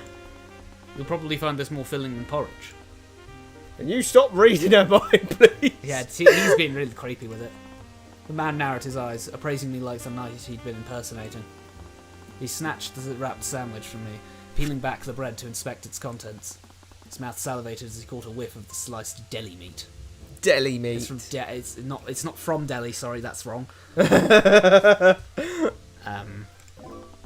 It's short for delicatessen, isn't it? So more artificial. But then again, wait, what was that? Let me continue the scene. I'm just going to look up deli meat again. I think delicatessen might be. It's just a type of shop, isn't it? Type of shop, it's type of market or something. Deli meat. Whoops! I typed in deli mart. Deli mart. No. No poison to be found, apparently. He handed it to Alma, who eagerly began munching down on it. I was probably the first person to share any wealth or succour with them for a long time. Just tell me one thing. He's a knight again. He'd stopped being a con artist and started being a knight. Let's go. Good promotion. What gave it away? What do you mean? Deli meat. What is it?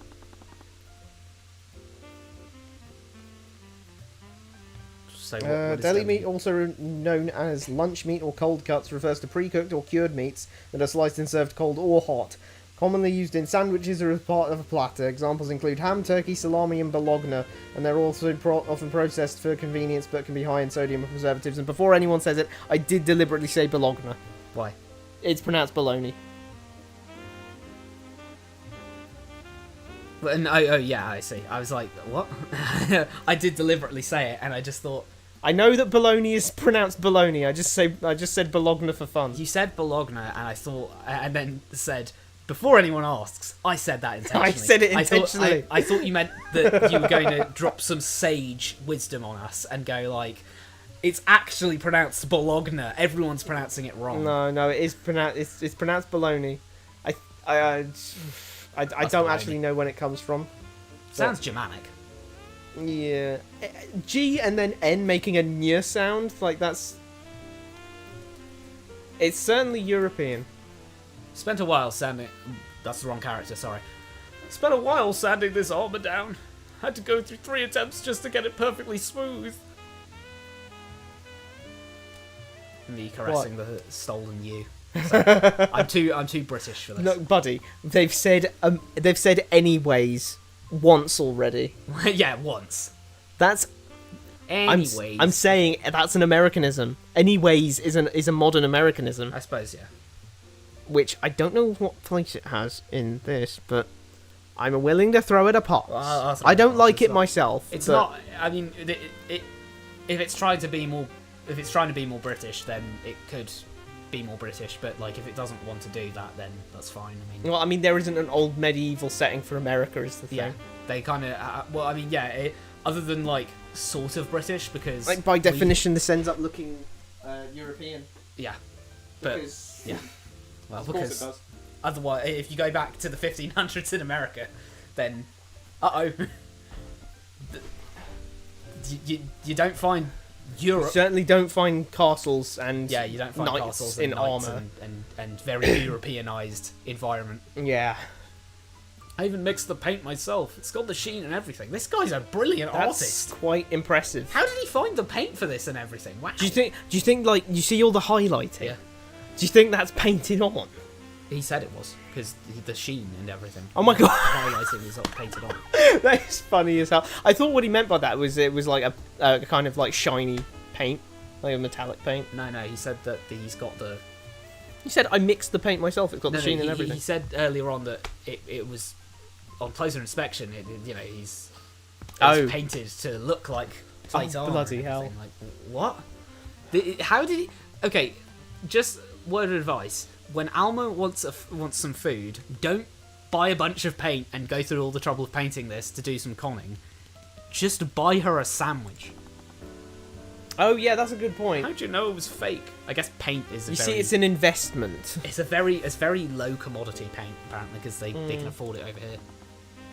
Thought to myself for a while. You clearly went for woad, madder, and weld for your paint. I'm guessing you also used a touch of galling for the shadows. They're decent choices if you're trying to paint a shield, but they're useless if you're trying to mimic the complex nooks and edges of plate armor. That is incredibly specialized knowledge. It feels like for Tyrion to just throw out. Yeah, that's nothing about lore. He just knows how to paint a shield. Mhm. He just blinked at me. Seriously? Plate doesn't tint that way. Real plate catches the ambient light in cold tones. Your mix was a little too warm. Shook his head wide-eyed. That's color theory. He's now talking color theory. Tyrion has such an amazing education. It's unreal.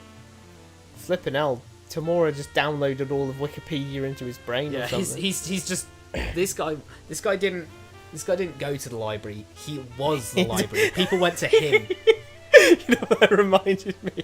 What? That just reminded me of that meme, you know, of the really buff guy and then the guy with a big brainy head. Yeah. And the buff guy says, "Whoa, where do you work out?" And he says, "At the library." I don't know why, but that amuses me because it just feels like such a pretentious, like horn tooty meme. Like, oh, you work out. I work out at the library. All I can think of there is just someone's working out at the library. Like they just go there with a full rep set and all, and they're just doing bars It just gives off that energy of while you were studying the way of the. I studied the blade While type you were thing. studying the Bible, While I you were out at studied the parties. blade. While you were out at parties, I studied the blade. Have you seen? My grandfather gave me a Bible when I was like Yeah, you've 7. seen My it. It's great. grandfather gave me a Bible when I was 17. Seen it, I gave it back to him in in 2 pieces. What? And then someone. Because the guy was posing with a sword, Yeah, with a it's just- katana, oh, and the guy and someone captions that saying, or revised it or whatever, saying, "Took me 10 years to cut it in half with this piece of shit sword." Yeah. Which is the kind of response you give, because that is just like, come on, like tone down the edginess, my man. There's more edge in your personality than there is on the sword. Oof. Cuthbert, was that stuff about the paint really true? I won't lie. She doesn't even know. Yeah, she doesn't even know that. He really has been working out at the library. Which I'm not gonna lie. This is some specialised knowledge, and it actually seems quite right. Is this wrong? I have no idea. But the thing about cold tones on metal is absolutely true. Yeah, that's absolutely true. He knows Like- colour theory. This guy. I don't. I know a smattering of colour theory. Shuckle. No. I just read it from his mind. Why did you do that as well? I just wanted to see if I'd time it right. Okay, great. But so if I may question, if he read it from his mind, why is it that he just blinked at me? Seriously. That sounds like he's confused. Yeah. He shook his head wide-eyed. But if oh wow, oh He would shit, say, you're wait, right. bro was thinking. I thought to myself for a while. No, you thought to You himself. thought in his head. How do you know it was fake? And then he was just thinking, You know I what clearly else went is wrong for about Woad, this? Madder and Well for my paint. I also used a touch of Gorlink for the shadows. You know what else was wrong about this? Tyrion said. Tyrion read his mind without us. Yeah. Every other time we've seen him read someone's mind, it came up on screen. He didn't think to But he himself. didn't read He his just mind. lied to us. We've been lied to by our own protagonist. Tyrion, this is what the hell, man? disgraceful. Did you see the look on his face? I mean, I can say, you know, this is one of those things where you can say, well, you know, he used a touch of Gorlink. You can clearly say, okay, fine. He read what he used. But then he goes on to say, oh, those are decent choices if you're trying to paint a shield, but they're useless if you're trying to mimic the complex nooks and edges of plate armor. Like, he must have had Also, some knowledge about yeah, this. so he didn't read. He then instructed him on what went wrong, on why that went wrong. Mm-hmm. If he was instructing him, oh well, you went with these things, you went with these choices, you probably shouldn't use those for armor. That would be fine because he'd say, okay, I read his mind to say, what did he use? Okay, you probably shouldn't use that, and then gave no expert knowledge. But he then went on to say, no, you see, plate armor goes in cold tones, so you should be going for the blue palette, not the orange palette. Like, that's one of those things of, well, you gave actual expert advice. You can say, someone can say to metal me, is totally grey. Like when you look at it, it's totally grey. But when you're actually when you're drawing metal, you make it grey, but ever so slightly light blue. Yeah. And then it looks more like metal. yeah, I don't know how that works. If you say, oh well, anyone can say, you know, oh no, that tree totally fell down from like lightning or something.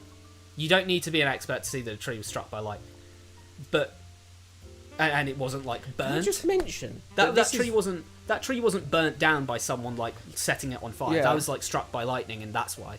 And you can say like non-expertly why that happened, and then an expert can tell you, oh well, it's obvious because if a tree burnt down, everything would it would be all charred black, and it would still be standing and everything, but all the flammable parts would be gone. But with lightning strike, it expands the water expands like the water inside the tree, so that causes it to explode effectively, which is why you get these big like blown apart looking trees when lightning strikes them. How come our water doesn't blow up when we get struck by lightning? It's a different thing of how trees store it in right. the xylem and stuff. I just wanted to mention about the background here. This is a really like subtly effective way of showing that it's the morning. Yeah. Because look, the sun is clearly rising because there's a big bright light over on the right. Yeah. Or well, it's not a real light per se, but you know it's drawn to look like. What if it's we're facing like... south though? No, but that's the thing. That doesn't matter because implicitly, since it's on the right, it's on the east. Ah, that's true. Land of the rising sun is what Japan means. Kinda. Kind of, because it's a corruption of Nippon. Kinda. Anyone understood that? That's crazy to me. Yep, Those anyway. two words don't make sense. Those can't be the same word. Moreover, the use of more orangey colours makes it more warm than brisk morning. But that's besides the point. Kind of understand why my mom enjoyed fortune telling so much. We don't know who his Don't know mum his is. mum That's is, our but- first mention of Tyrion's mother. Clearly, he didn't lose her that long ago. Yeah, because he does. He refer has to her memories. He has memories of his mother, and he still thinks of her as his mother. So he must have been a little bit older before, like, you know, not of legal age yet, because of course he still has a legal guardian. Yeah. Oh my god! Wait, actually, What? Wait, can you even have a legal guardian after the age of majority? I'm not sure. That's weird. I don't know. I'm actually going to look that up because if you can't, that kind of implies that he isn't age of majority yet. Huh. But Maybe you not. can still go to court. You can still be a licensed attorney. I mean, you probably still can. She said nothing in response. Her eyes were locked on my satchel, now 1 meal short.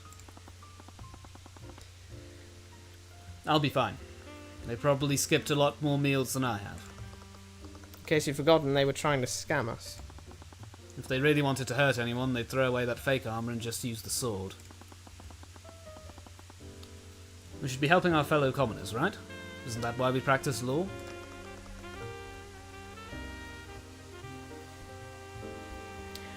Just don't expect me to share my lunch with you. Spent a good 15 minutes haggling for those sandwiches. Okay, so either because of... either out of habit or just general personality of wanting to get the best deal, she did haggle for those sandwiches.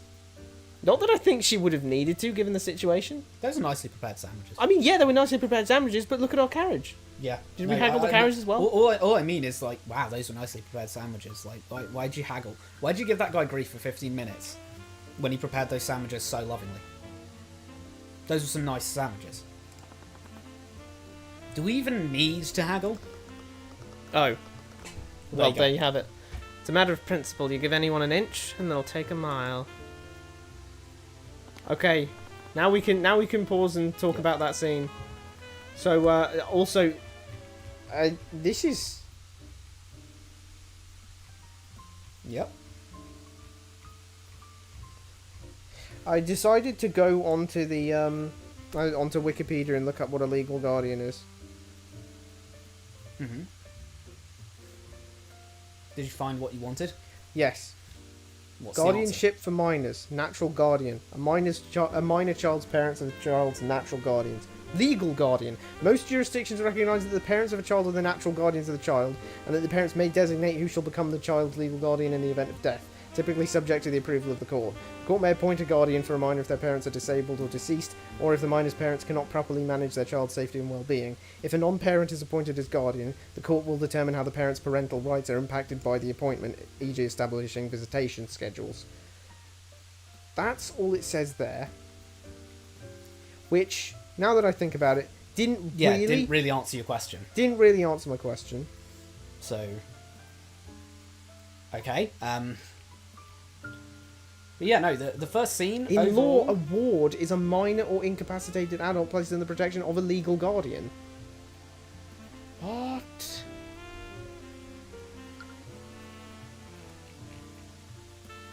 it could be the case that she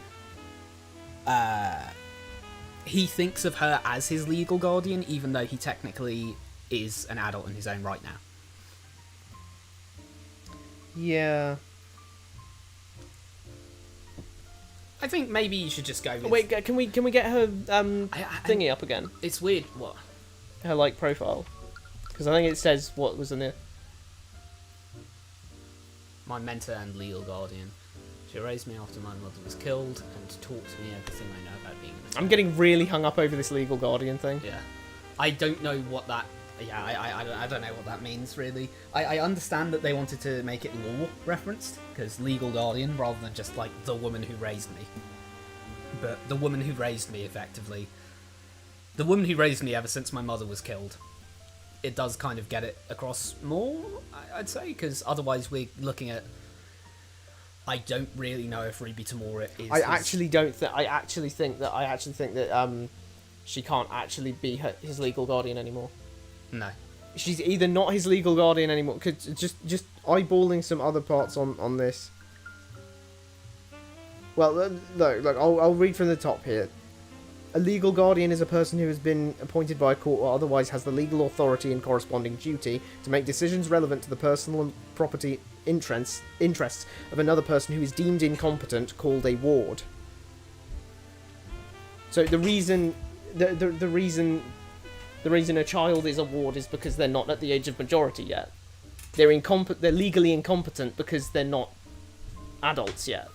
So if he were an adult, he would no longer be a ward because he would no longer be deemed incompetent under the law. Yeah. Which means She can't be his legal guardian, or he can't be an adult. Yeah. I'm going to argue the case that he is saying that. I'm going to argue the case that he's saying legal guardian in place of adopted mother. Adopted mother would make a little more sense in this case, weirdly enough. Because if you're adopted by someone, you never stop being.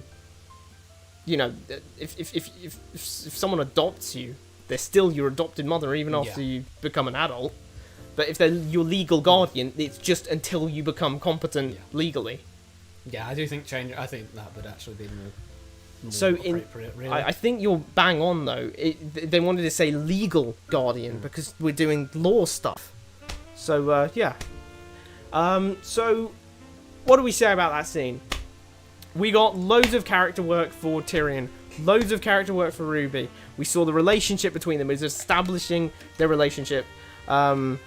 You know, seeing, you know, we had things like, you know, she's a very firm but fair mentor. She's trying to teach him practically, but of course stepping in if things get bad or dangerous. That was a good moment for her. Tyrion's, you know, he's got a sharp wit. He's got a bit of a funny side as well because of the whole. I mean, he did use the Eye of Horus at the end there just to mess with the guy, kinda. But he's also got a heart of gold because he gave up his lunch for the this poor, presumably father and daughter, on the grounds that they've probably skipped more meals than he has. So he's, you know, you can read that as being a little bit sacrificial. But yeah, I think that was a really good opening for him. Very good opening. We saw how smart he was in terms of logic. We saw that he knows how to use his special ability, the Eye of Horus, and he knows how to use it well. Yeah. We saw things like how much respect he has for Ruby, how much respect he has for his fellow person, but how he isn't going to roll over if he's being hard done by anyone. But even when he's hard done by a person, he is willing to give them an olive branch if he thinks they need it. So yeah, overall, this was an excellent opener for our protagonist. Yep, he is now incredibly likable. We've seen that he's competent, and yeah. What more do you want to say? Like, what more do you want a protagonist to be? We respect him. We relate with him. We've played our first gameplay segment of using logic to defeat people. We arrived at Cornhaven, but I smelled the stench before I even spotted the village. Is it smelt or smelled? Smelt is, I think, smelt is either straight up UK or spelling or archaic. I feel like it is straight up though. I feel like smelt is just smelled. I feel like it's American, but I'll double check. Maybe smelt the stench. But you can, smelt is also smelting, isn't it? Get it sold. It's also a family of fishes, it turns out. What? Huh. The smell of rotting meat and excrement hung in the air. I had to fight the urge to retch. Damn. Who's rotting? Huh? Who's rotting? That's a fair point. And also, excrement, like, don't get me wrong. I don't want to be smelling cow excrement, but it's not that bad. Well, yeah, that's because it's herbivore. Yeah, because herbivore poo doesn't even smell that bad. Yeah. It's like, you know. It's kind of earthier. Yeah. So, But damn, rotting meat? Who's dying out here? however, bear in mind, this guy's clearly a city boy. Yeah, he is clearly a city boy. Like, No, that probably smells pretty bad to him. Yeah, like, city boy, city smell horrible in this day and age. Oh yeah, where was all the smog? Unless the artificery is just that elite. Rotting meat is kind of crazy though. Yeah. Why has no one cleaned that up? That's not good for anything. I have to question because we saw like the capital. Mm-hmm. Is everyone got toilets and everything because of artificiary and stuff? And like, are the streets all clean and things? Or are they covered in the poo poo? Or are people doing the like? All I'm saying is in the in the slums, are there just people going finding a patch of mud and hoping no one will notice the difference? Huh? Mhm. Oh no!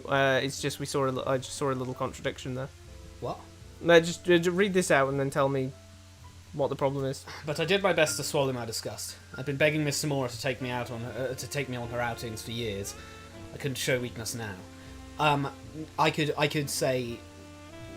No, I can actually explain that because an outing could be different to him noticing her at a crime scene because there's going to be a lot of crimes in the city. An outing could be leaving the city. Yeah, I concede. It's just that last line with the smell of rotting meat and excrement. It sounds almost Cainian. Yeah. Just look at that line and imagine Cain or Raziel saying it, and you can kind of hear it. Yeah. Had to fight the urge to retch. You know what I mean? Like, oh god, I'm so glad that series isn't dead. I'm so glad it's getting resurrected. Yeah. Vampiric unlife are. Are you okay? I'm fine. I was just surprised By the smell of rotting meat and shite on the floor. Did you expect the ruling lord to install modern plumbing We do in a have village toilets. like this? Okay, so we're in the They city. They don't have. We have- someone's pooed on the floor. Someone's taken a crap There's all a over dookie the. just over there. Oh no! Someone's taken. Oh my god, that's awful. Someone's popped a squat down in the side of the road. I guess I never really thought about it. I don't want to have to think about it anymore, to be honest. You'll get used to it once you've travelled more. I swear. Bro, you're going to be looking down at the floor. Like, do you think I want my shoes to be covered in someone's poo-poo? If No, thank Flintheart you. just comes in and he's like, "Oh, sorry, I had to take one out the back." Like, at least you have a pit latrine. Like, surely when we're talking about excrement, we're not talking about human excrement. Like, hope surely not. that's animal excrement. Like, let's face it. Like, come on. The funny thing No, is... she just implied that it was a human. Oh my god, you're right. Oh no, you're right. Oh no. Flintheart just squatted outside the front door and took a huge shit in front of him. No! Ruby, come on, they have some class. Oh my god, you're right. No. He'll at least have gone in a bush, not just You know what's outside the funny, front though? door. No. Hide the GUI for a second. Oh, Ruby, get out of the way. Oh, Like, it looks beautiful. it's beautiful. Yeah. Look at the flowers. Yeah. There's flowers. It looks great. Like, all we I need want to is see a fat turd. I want to see a fat turd right here on the mouse. No, I right there. Why? Why would you want to see that? To show me that Flintheart's done it. You know. The weird thing is, like, I feel like wouldn't it be like pit latrines or some such? I think Like, wouldn't there be an well, outhouse? at the very least you'd go somewhere to poo. You wouldn't. Yeah, you wouldn't just Squat down. in the middle of the road. You know. This is just how things are in the outer regions. Okay. What are really the made outer me- regions? Are the outer regions anyone outside of the wall? Yeah. I don't know because we don't know how big Wyvern is. The kingdom or the capital? The kingdom. Yeah, fair. It really made me appreciate the clean and sanitary streets of the capital. And there, the streets and homes were loaded with artificiary. Even the poor ones. Even the poor ones? That's kind of weird. That is kind of weird. That is kind of Are we weird. saying that the nobles are just anyone living in the capital? I mean, I feel like it's a case of. You're like, where are the noble houses and where are the commoner houses? And you're like, no, everything in that wall is nobles. Those are all Yeah. just estates. It feels like, oh well, we didn't want well, since Tyrion and the protagonist cast presumably are going to be commoners, we didn't want them to be, pulling on the roads. I honestly think you could say, well, Tyrion's clearly in a very, rich house. I mean, it might not be noble, but it's clearly not. Yeah, like, we've been told slums. like 3 times We've been told, thanks to the runestone, arguably, thanks to the carriage, thanks to the sandwich, and thanks to what Tyrion's reaction to her saying she haggled for the sandwich. Do we even need to haggle? You could just say that you could just say that, like, down in the lower reaches, he doesn't go down there. Oh, he doesn't go down to the lower reaches. He doesn't go down to the lower bits of the city. He just stays up in the sort of noble quarter area, and he's just sitting around there. So he thinks the streets are sanitary and clean, but like there's places like this in the because it implies that everyone in that city, everyone in those walls, we're just living it up, rich boy stuff. Yeah. And then out here, Flintheart's just gone straight outside the front door. We had clean and running water. We had lights that didn't rely on oil and flame. It's as if this village existed in a different time period. So down in the clearly capital, does, yeah. so down in the capital, we might as well be modern. Yeah. Or like maybe what 50s? Essentially modern. Clean sanitary water. That's very modern. Well, they evidently don't have cars. Yeah. We didn't rely on oil and flame. That's very very. That's modern. Electricity. That's electricity. Well, like electrical I mean, obviously, light bulbs. technology just so happened. Like a lot of technology went certain ways at different times. Yeah, that's a fair point. It's very easy for us to forget that technology is the way it is today, just because coincidentally, people at certain times worked out how to do things in a certain linear fashion, which ends up making us feel like, oh, well, toilets are a really new invention. Yeah. Toilets actually only came about in the 1800s. Yeah. Like, and then when you think about that, okay, fine, that's a new invention. The Romans easily understood hydraulics enough to have made toilets. Yeah. Easily. People in the medieval period easily could have been going, toilets? Psh, yeah, of course we got toilets. Who doesn't? I think this is something I like to like. This is a good way to think about it, right? So you do need someone to make, say, a cannon before someone can make a gun. Yeah. You do need someone to make a revolver before someone can make an AK-47. Yeah, if they work on a similar level. Yeah, if it's in the same branch, then sure. But you don't need toilets to make revolvers, and you don't need revolvers to make toilets. You need a Charmander before you can get a Charizard. But you don't need a Charmander before you can get a Jigglypuff. Or something like that. But yeah, that's so when we're hearing about technology like that, we just need to remember that we don't really know the technology level except for anything they tell us, which they have told us. Tyrion has just said that basically every house and street has clean running water, lights that don't rely on oil and flame. So, but we actually, another thing is he said clean twice here, and sanitary once. That's very important. Because that does really imply that these guys modern sanitation. They know about sanitation. Modern sanitation is a very new thing. We only learned like in Gallowmere. What? Like in Gallowmere. There's modern sanitation there? I can quote to back it up. Go on. I haven't been this hard up on souls since they invented sanitation. Oh, that's true. Yeah. Wow. Huh. Proof. Boom. There you go. But yeah, no, that is the power of quoting the text, for baby. For us, that's a very modern thing. I could see people working out the sort of coherence between. Hang on, when we have bad water, we die a lot. That makes us die. And then retroactively sort of realizing, hang on, water can be bad without it looking bad. And so when they keep dying after drinking this water, they realize, okay, that water doesn't look bad, but that water is definitely bad. There's something in that water. And then they can work out purification systems, like, you can work out purification systems, all that stuff. I don't know why I can't say a purification system, but like the flame thing, You can work out things like that. But yeah, we know about sanitation. We have running water. We have lights. All of that.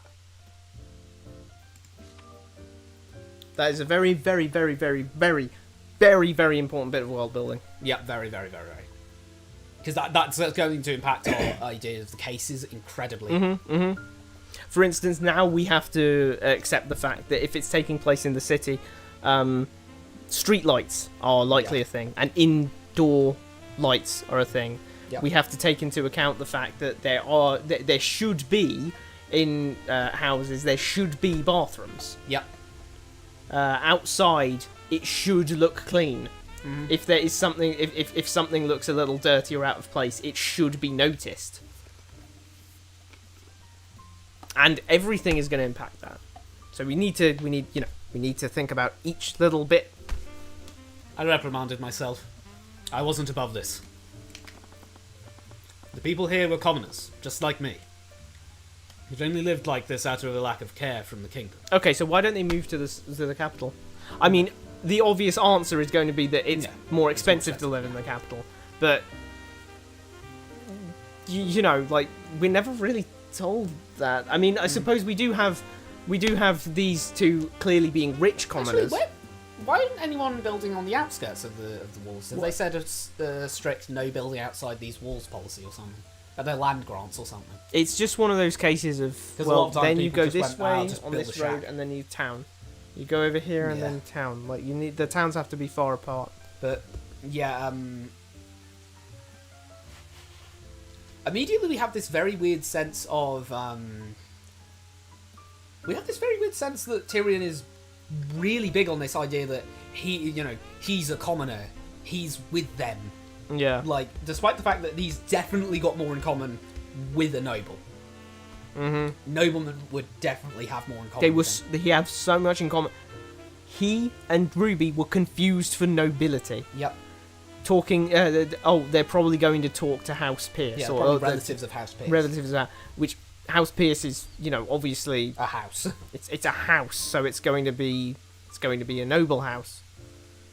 Likely a local noble house, because, well, he said they're coming here to talk to them.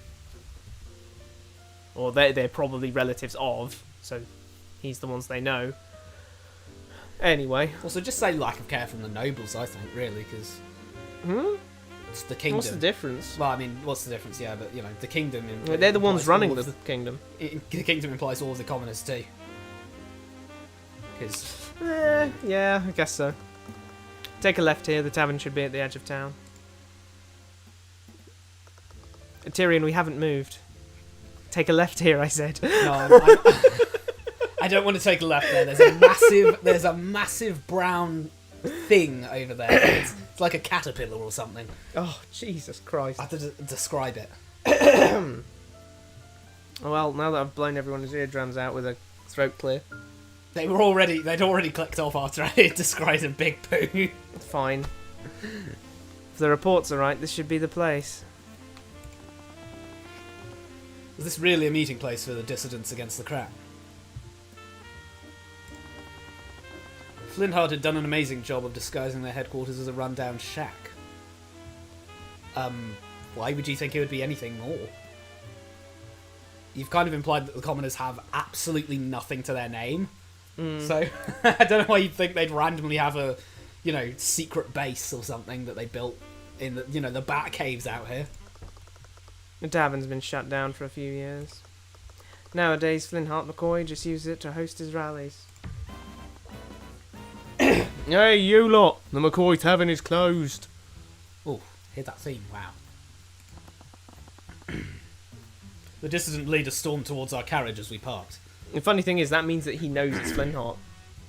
Yeah. Because we know that know that the dissidents are being led by Flintheart McCoy.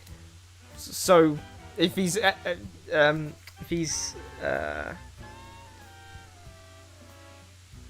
what is the word I'm looking for? If he's looking at this guy and saying, "Oh, that's Flintheart that's the leader," well, then that's Flintheart McCoy, isn't it?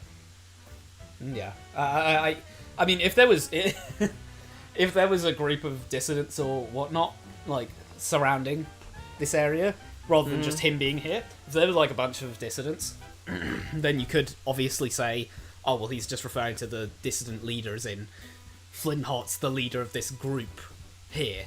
Or, well, this man is, but because he's just here and he goes, oh, That's the dissident leader. He knows.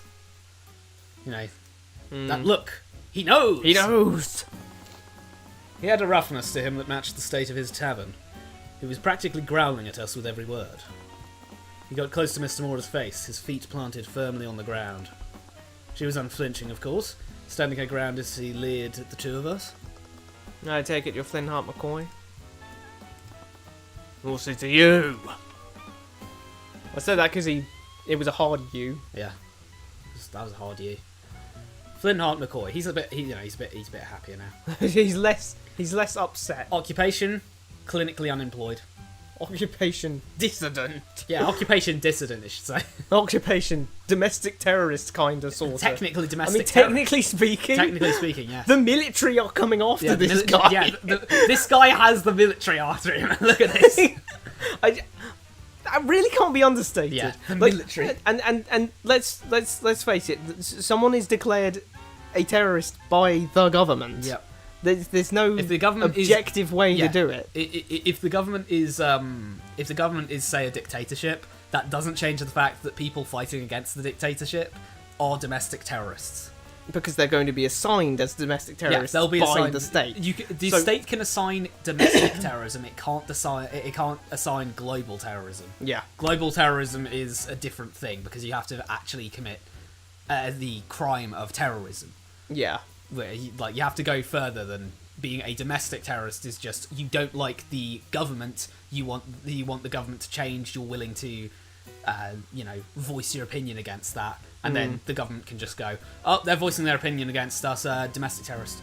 But in fact, in some cases, they can in dictatorships they just say, you're a domestic terrorist.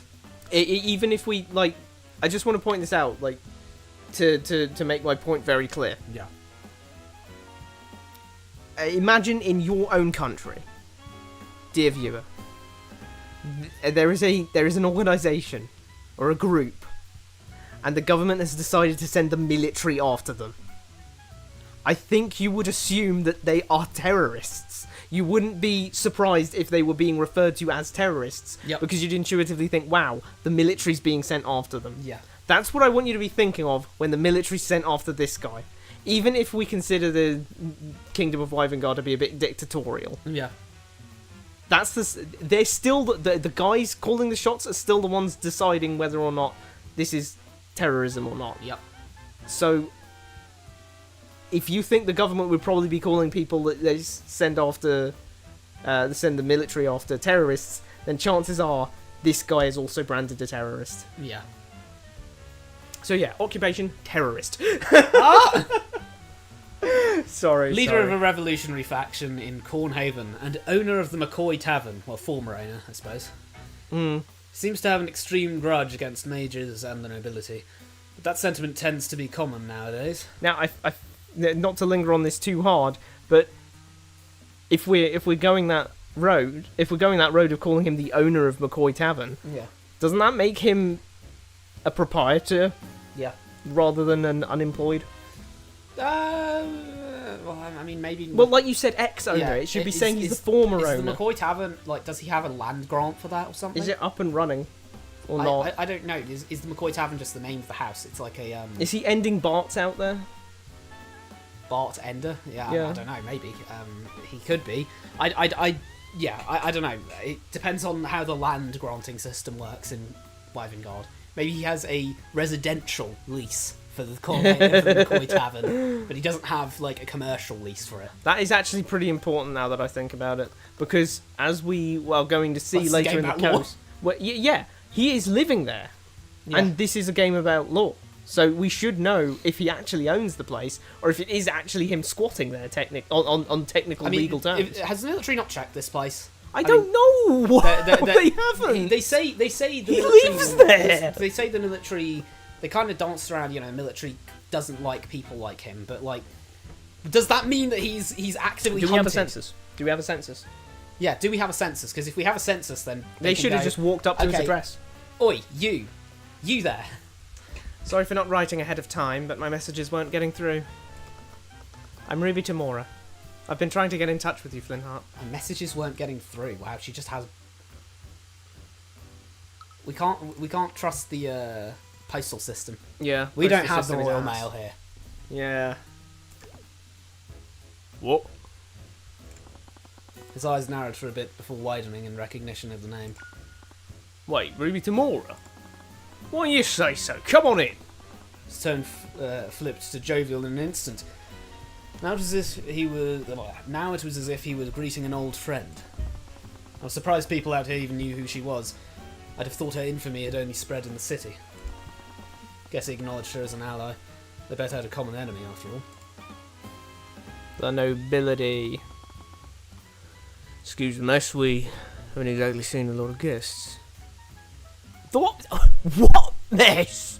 What mess? What mess? Also, why do you have so... If you haven't had guests recently, why have you got so many, like, beer steins out? Yeah, that's a fair point. There should be plenty of room up on those shelves. Another thing to mention is, consistently, again, he's using oil and flame. Yep.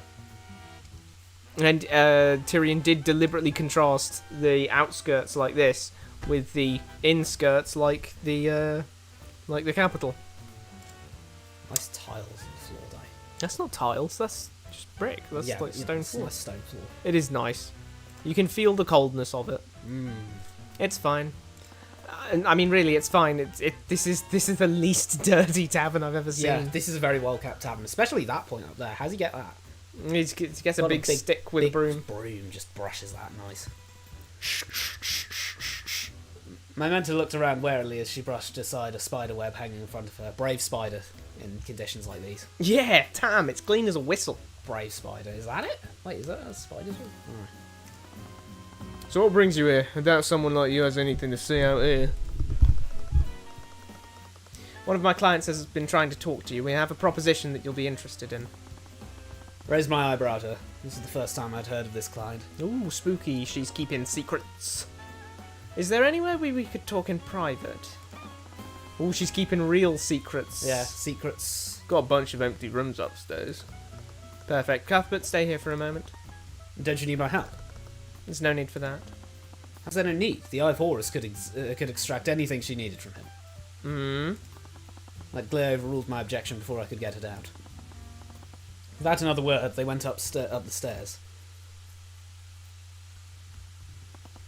Drummed my hands on the dusty table, looking around the tavern. I don't know how I didn't find punctuation there. What? I swear I ignored punctuation there. I'm confused. What punctuation? Wait, there wasn't punctuation. No, there was. There was a comma and I didn't do it. Oh, I don't know why I'm... You fool! Yeah, You fool! Yeah, I don't know why I'm hung up on that. Coward. It definitely had a lot of personality, if one counted dust and insects as character traits.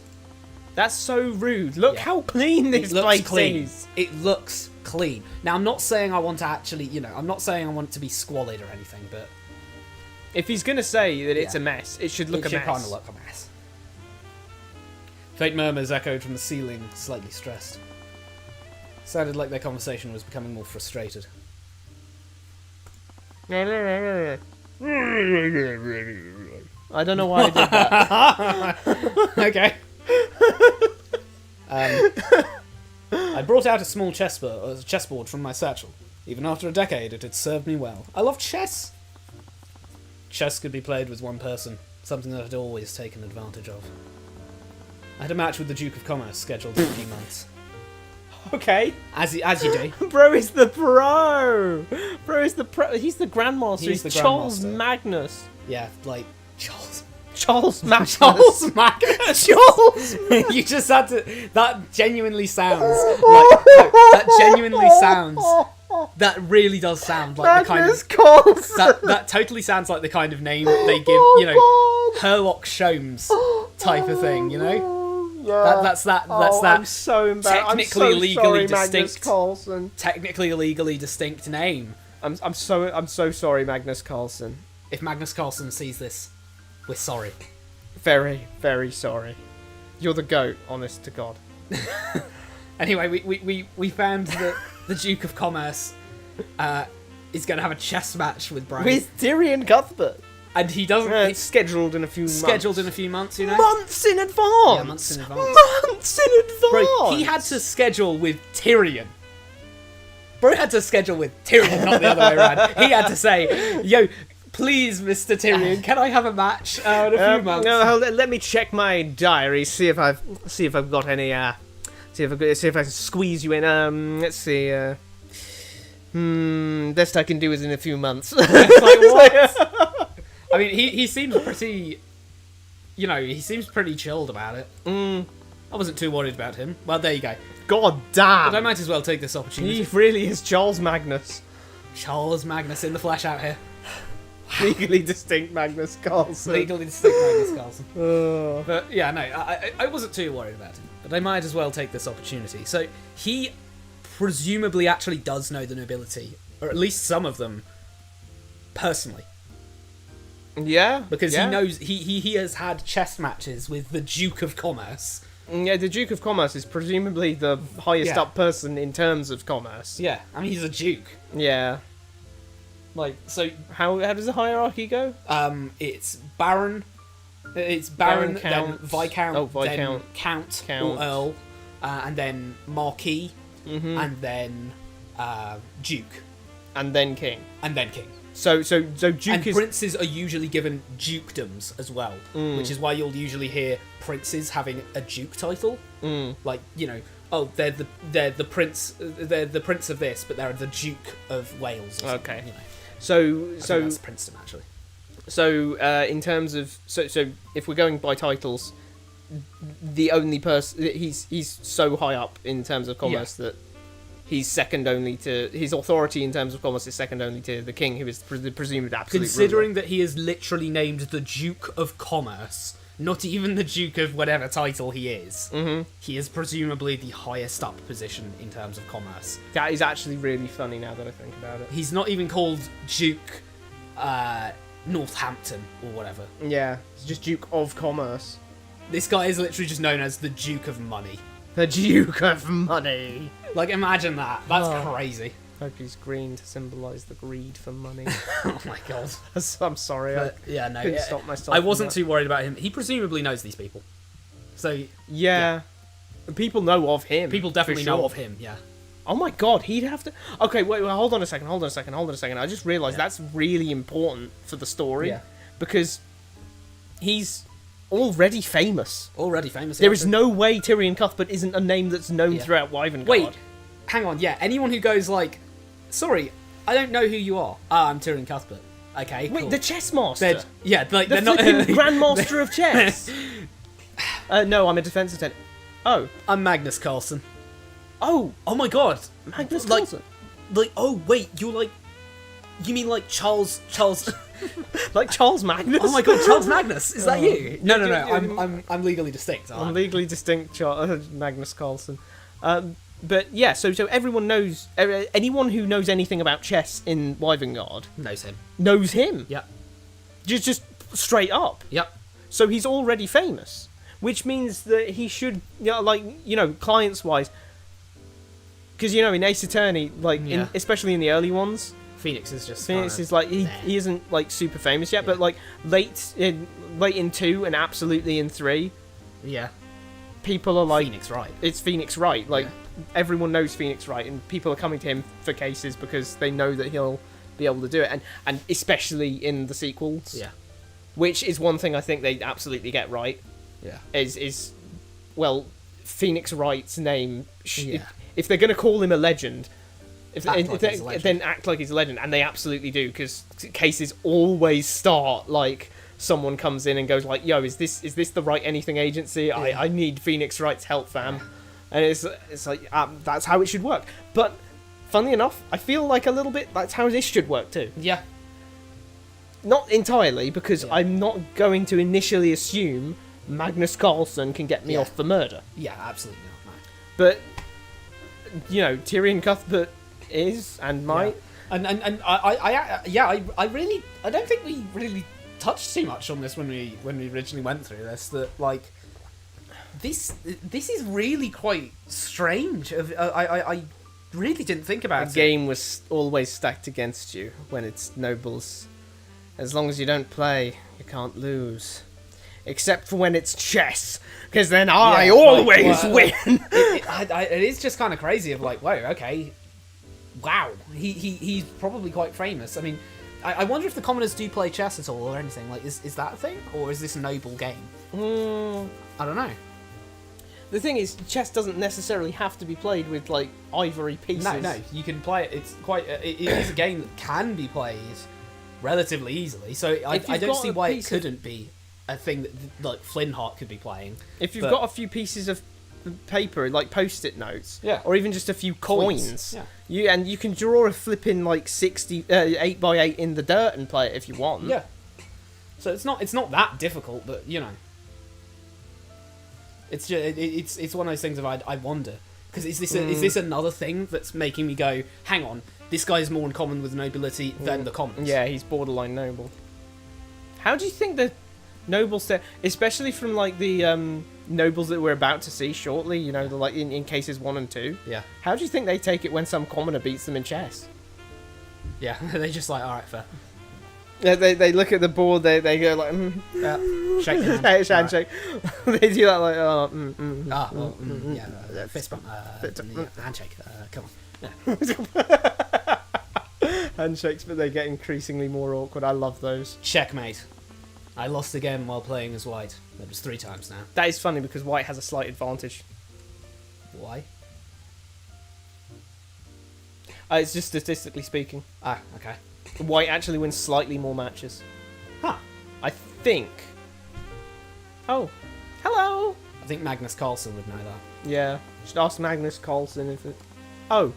Statistically, white was more likely to win. Look at that. Wow, he has the knowledge. So why was I performing better as black? Was I becoming overconfident as white because it had a slight advantage? Hello? That very advantage could be affecting my choices and making me play suboptimally. If a personal quirk was making me play like this, then I needed to identify and correct it. Hey! Ah! What was that? Ah! There was something funny about that. Ah! Nearly toppled out of my seat when she tapped me on the shoulder. According to Wikipedia, the percentage chance of winning as white is typically regarded to be somewhere in the 52 to 56% range. Wow! Which is actually really high when you think about it. I thought it was going to be like 51 at the highest. Yeah, 52 to 56. It's somewhere in that range. Wow. Most people think. Yeah, which is totally bonkers. Which is why, it's absolutely why they do they don't randomize it or anything. You do matches as white and as black. Ah, fair enough. She stepped back and flashed me a soft grin. Her body swayed playfully, amused by how flustered I was. Amused by how I went. Ah! I don't know why that was. What? I'm sorry. Her posture was unguarded. It was as if she'd never felt threatened in her life. It's ironic considering her like that thing in case 2 where she's like, "Look, Tyrion, you get a sense for when something's threatening you as a mercenary." Maybe she's just really good at being like chill when she doesn't need to be. Yeah. Well, I mean, chill when she doesn't need to be. I mean, he unchill. did say it was as if. Yeah. She'd never been threatened. She was holding a large exotic sword in her right hand. But she's holding it out. What? She's got it out. She's whaps it out. That's crazy. Just waving it around in the air. God. Oh, that is very strange because look. All I'm saying is, if I were to write that, I would have said that there was a large exotic sword by her side, but I barely even noticed it. Yeah, she's holding it in her hand. She's got it out. Also, that's a big sword as well. Oh, I just realised something. You remember her sprite for when she's like about to attack? Yeah. She's like this. Yeah. So when it's in her right hand, it's unambiguously drawn. Yeah, because it's on her left side. So she's literally got that one-handed, waving it about. What are you doing, woman? Jesus. You're trying to kill him? Trying to kill him. And so warm, bright aura washed over me, pulled away any tension and unease I might have felt. Tyrion just unlocked. Bro just, bro fumbled the bag here. Fumbled? How did he fumble? He's doing poetry in his head because that's how easily he fell in love with this girl. Yeah, he didn't fumble it. No, don't get me wrong, he didn't fumble this, but I just mean his thoughts are just so obvious. Yeah. So broski, you're not slick. Sorry, I was distracted. Yeah, it's Tyrion. Don't let that spaghetti fall out of your pocket. Don't let the spaghetti fall out. Don't fumble this. Don't fumble this, dude. You know the McCoy Tavern is closed, right? Quick, Tyrion. You know, like it has been for years, apparently. Quick, Tyrion. Say something awesome. I'm ranked 1 at chess in the world. I'm ranked 1 in chess at Wyvern. I have a match scheduled with the Duke of Commerce in a few months. I'm not worried about him. I'm not worried. I'm not even worried. Not worried about him. But if you're okay with keeping things off the books, I can prepare a room for you. No, that's fine. I'm just waiting for my mentor to finish speaking with Flintheart. Oh, someone's talking to my dad. Oh, someone's talking to my dad? Your dad? I'm Flintheart's daughter, Celeste. Occupation mercenary. We just know And that. arcane art transmutation. We just know that. I have Horus. I can feel it from this one. I have Horus. Celeste McCoy, occupation mercenary. It even like that pushed it in my face there. Of she's a mercenary, guys. Guys, she's a merc. The only daughter of Flintheart McCoy. She's cheerful and sweet, and also a little intimidating. When we're only intimidating if you let them be intimidating, and by that I mean he's clearly got the bug, and I know which bug I mean by that. You might too. What on earth, bro? What? Yo, check this out. That's pretty cool. What? Sorry, I got distracted by the largest left truncatable prime. Anyway, I'm Tyrion. Nice to meet you. Some That comments was would really hard. do this. What? That was a tough opener, Tyrion. Good job. Do you know when they'll be? When they'll be done? Do you know when they'll be done? I wanted to show him something. She's not like. You know when they'll be done? I was What? showing something. What was that guy called? The mole from Banjo Kazooie. What, bottles? Yeah, Bottles. She's not Bottles.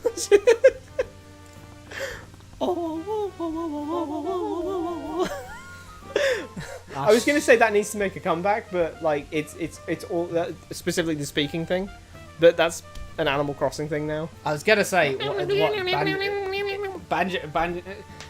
Banjo and Kazooie making a comeback would be like reanimating a reanimated corpse of a reanimated corpse. It's so dead that it's died like 3 times. Okay, what was It's the more first dead time? than like Freezer as a villain. Are you saying? No, it's funny you say that because he's alive. What do you mean? Black Freezer.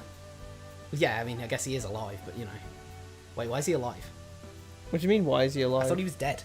Well, yeah, he was dead, but then we, for some fucking reason, decided to resurrect him after the Tournament of Power. Oh, go! Wow, he really did just like nat 20. I honestly don't know what that's about, other than like, oh, we want to bring back Freezer. He's popular. No, we want to bring Black Freezer. Yeah. Look, new form for Freezer. Now he's like strong as Goku and Vegeta again. Like, Wow. bro, what? The mumbling upstairs was becoming more frustrated. Celeste tilted her head as she looked at the ceiling, but she soon got distracted by my chessboard. Wait, this game is chess, isn't it? Are you playing against someone? I was playing by myself, actually. Oh. Playing alone helps me hone my strategies. Plenty of professionals do it. Professionals? He's a pro. He's a pro. Wait. Sorry, should it not say occupation defense attorney then, and then say occupation grandmaster chess player? I mean, I'm just saying. Does Tyrion make bank off this? I mean, I don't know. Having a scheduled match Is the Duke of Commerce? Is the Duke of Commerce out here paying for that? It sounds like something where money's on the line, but I don't know. Like, I don't know. I mean, that's just shorthand for people in like the high leagues, you know, isn't it? Hey, don't worry about it. I'm not the type to shame a man for playing with himself. Don't clip that. She just chuckled as she drank in my reaction. Can we take a second to say no? Actually, I guess we do that after the scene. What were you gonna say? It's just like it's so weird that she makes a sex joke. I don't know. She just, yeah. And moreover, that's like one of her first things. Wait, she hasn't put her sword away. She's dangling that thing around and then also making that joke. That's crazy. I don't know how she's making that face while she has a big, like, claymore in her right hand. An exotic sword. An exotic sword. An exotic sword. I looked away from her before clearing my throat. Have you ever played it before? Also, maybe put the weapon down? I've read about it in some books a while ago. Ugh, this room is always so dusty. I'm glad everyone can read. Yeah, because you wouldn't be able to see that the room's dusty because it's immaculate. No. I actually meant of what Celeste just said. Oh, I've read about it in some He books didn't before. question it, Yeah. he didn't care, so apparently everyone can read. Yeah. Good for them. The literacy rate in Wyvern is through the roof. We've got a great we've got better than modern day literacy rate. Sad. Inviting herself, she sat down on a chair opposite mine. She brushed better be like opposite that way, not that way. That'd be a long chessboard. I actually thought we were on a table like here, is the funny thing. Maybe we are. Maybe there's a table down here. Because I always think of it as like, well, this is what the characters... This is where the character's standing, right? Yeah, I suppose that's true. Because you're always looking through their eyes. Because we're looking at Celeste right now. Yeah? Yeah. Or, well, Tyrion's looking at Celeste right now, and we're looking through Tyrion's eyes, therefore we're looking... I mean, the Eye of Horus even confirms that, kind of. Yeah. Like, we have to be looking at what From Tyrion's Tyrion, looking yeah. at. She brushed off some dust from the table with her sleeve and began setting up her side of the board. So she doesn't know how to place the... Oh, well, actually, I don't know if she does. Maybe she doesn't know. Where does the horse go again? Okay. Clearly she doesn't know. But, I was just going to say... Another dust reference! I thought the McCoys lived here. I kind of did as well. Where do they actually live? Do they not live here? Because if they live here, why is it so goddamn No, dusty? hold on a second. They do. They do. Because Celeste explicitly has a room here Yep. with a key to it. Yep. They live here. They just don't dust. They live here, but the living room is gone. Their living room's covered in dust. I was going to say full of or covered in. It just sounded like you were trying to be PG, and you were like, gonna say, It's fun. it's flipping. Oh, it's freaking. It's freaking covered in dust. Oh. Checkmate. It only took 2 moves. She'd fallen into a classic trap. Felt a little guilty, but my mentor always said that failure was the best teacher. Wait, what? Already? How did you do that? I decided against telling her the name of that mate. Mate in 2, we've already, since we've played this, we looked up a lot of stuff during this scene the first time. There is a mate in 2 and it's called Fool's Mate.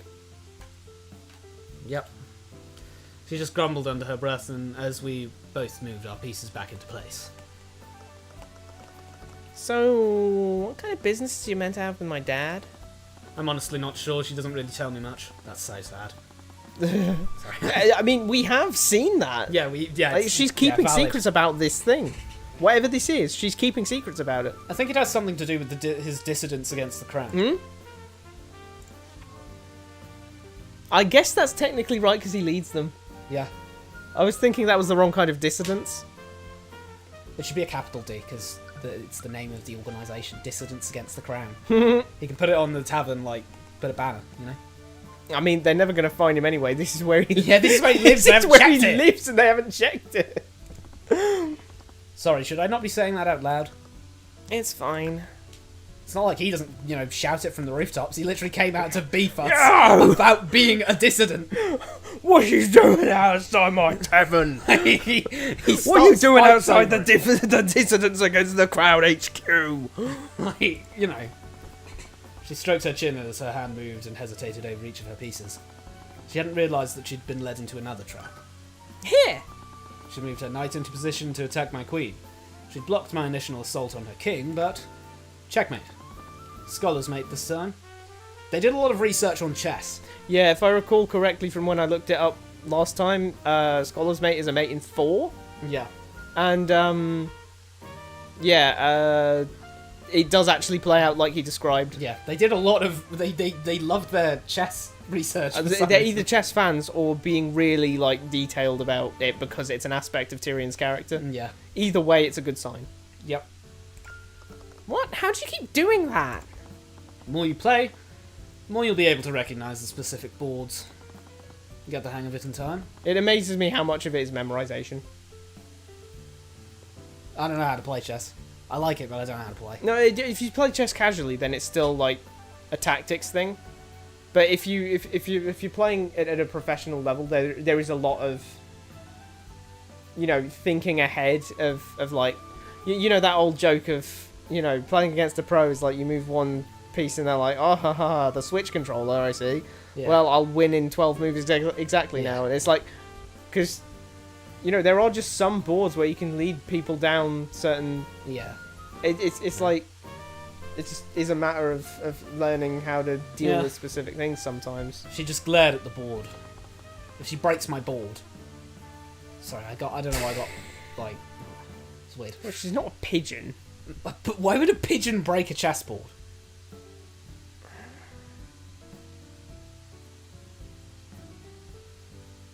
Okay. I think it comes from an old saying. Oh, what? Yeah, You casting spells on me or something? No, you can't win a game of chess against a... Cat? Oh, wait, that's it. Trying to win an argument against a fool is like trying to win chess against a pigeon. Oh, yeah. It'll just shit all over the board and declare itself the winner. Fair enough. Glanced at the ceiling. Mr. Moore and Flintheart's argument was only getting worse. Didn't sound like they'd be done anytime soon. I figured out what the problem is.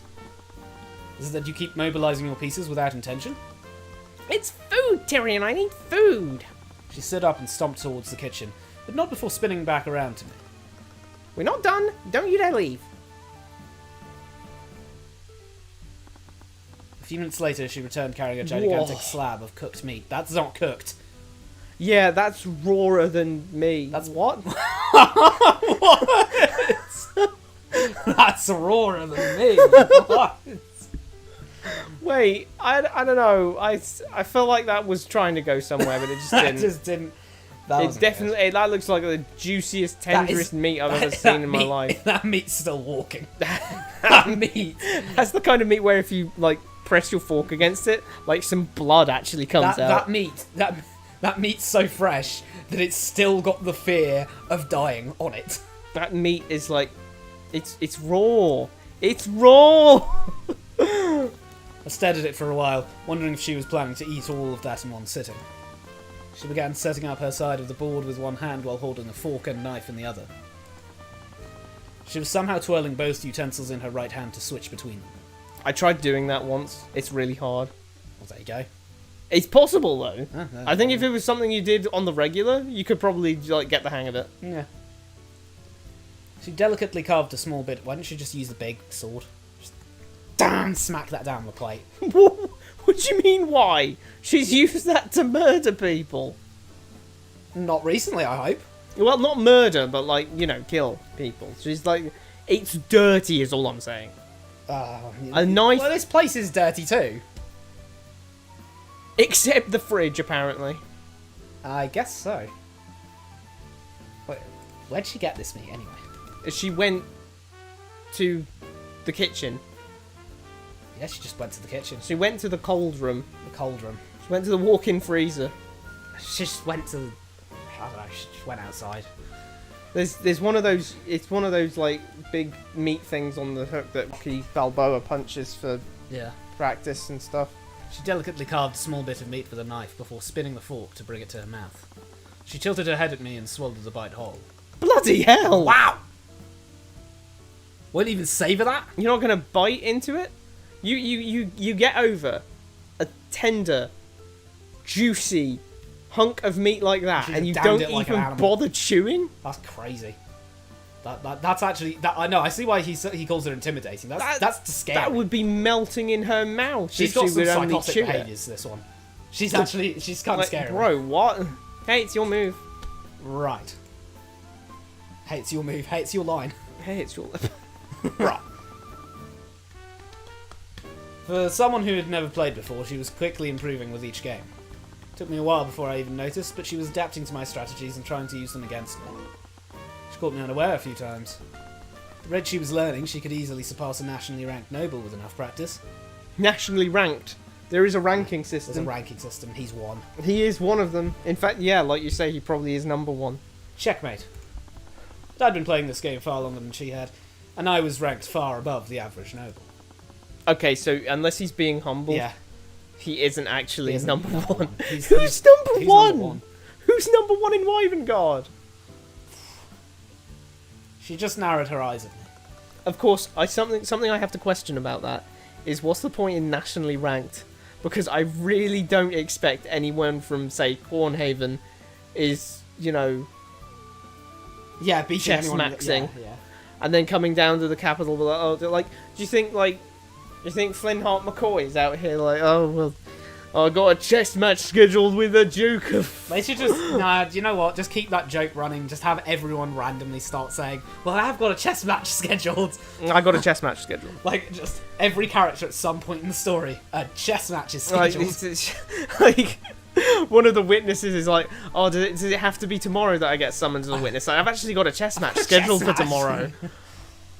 I've got a chess match scheduled tomorrow with Frederick Pierce. Someone goes over to the body and they're like, oh no, I have a chess match scheduled with them. Does anyone know what happens if your chess opponent dies? Do you get to increase in the ranks or not? Yeah. How are you always one step ahead of me? It's like you're reading my mind. I could, but I never allowed myself to when playing. Good. 1, good. integrity. Yeah. 2, he really likes chess. Nice save, by the way. I'll get you this time. Well, yeah, anyway, because obviously he we did would be describe thinking, himself as a professional, so he might be getting paid for this, and I think that would count as fraud. they'd never know. Yeah, but He's the only one with this ability and no one can detect it.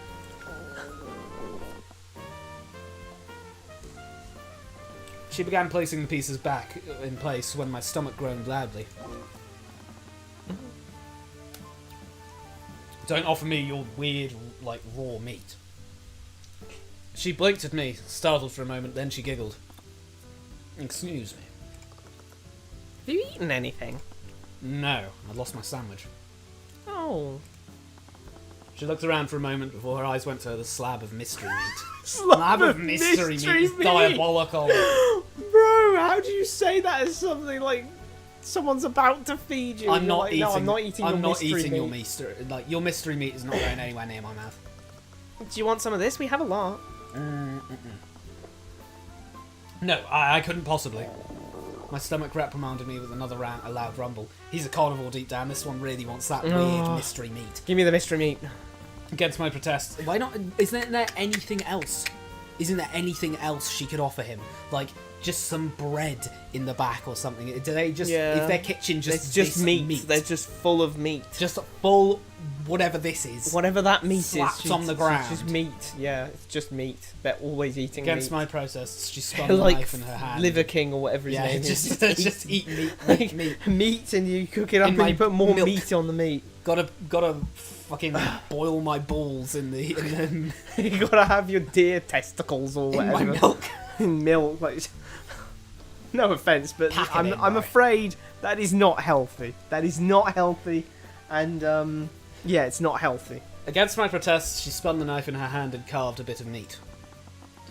She started to playfully wave the fork in front of my face expectantly. It's just uncalled for. Do you have another fork? Come on, don't be like that. I wanted to object, but I was too hungry to argue. You know, red flags all over. Yeah, I mean, I think it's a little. I mean, I know he did the whole poetry in his head thing. I know he clearly wants her, but like, good lord. It's a bit sudden, you know? Yeah, it's like, damn, like, take him out to dinner first before you have an indirect kiss with him. Also, not even that, but I just bit down on the fork. Yeah, she literally fed him it. She just fed him it like a good boy. Like, what's that about? Next, she's gonna reach over and pat him on the head and say, "Good little boy," and then I'll just be like, good whoa. What the hell just happened to me? She says, "Oh, we've got a lot," and instead of running out and getting him a more. slab, She's like, "You can have some of she's mine." like, "Here, eat off of my fork too." Let's just like do the like spaghetti thing, but with the meat. We'll just bite on opposite sides and just rip the thing apart. Just bit down on the fork. Honestly, you're right. Like, there should be like vegetables or something. Yeah. They're more, or if Does I mean Flint not a Heart- real raw meat, we'd be more likely to see some kind of cured Salted or pork, salted yeah, pork in there, something that doesn't go off as easily. You know what I mean? But that just looked like a slab of raw meat that if we don't eat it in the next like day, Yeah. it's gonna go rancid. That was when I felt quite the jarring texture. I mean, I think no, she clearly wanted this to happen. The only reason she didn't let him go into the kitchen is because if he went into the kitchen, full pantry.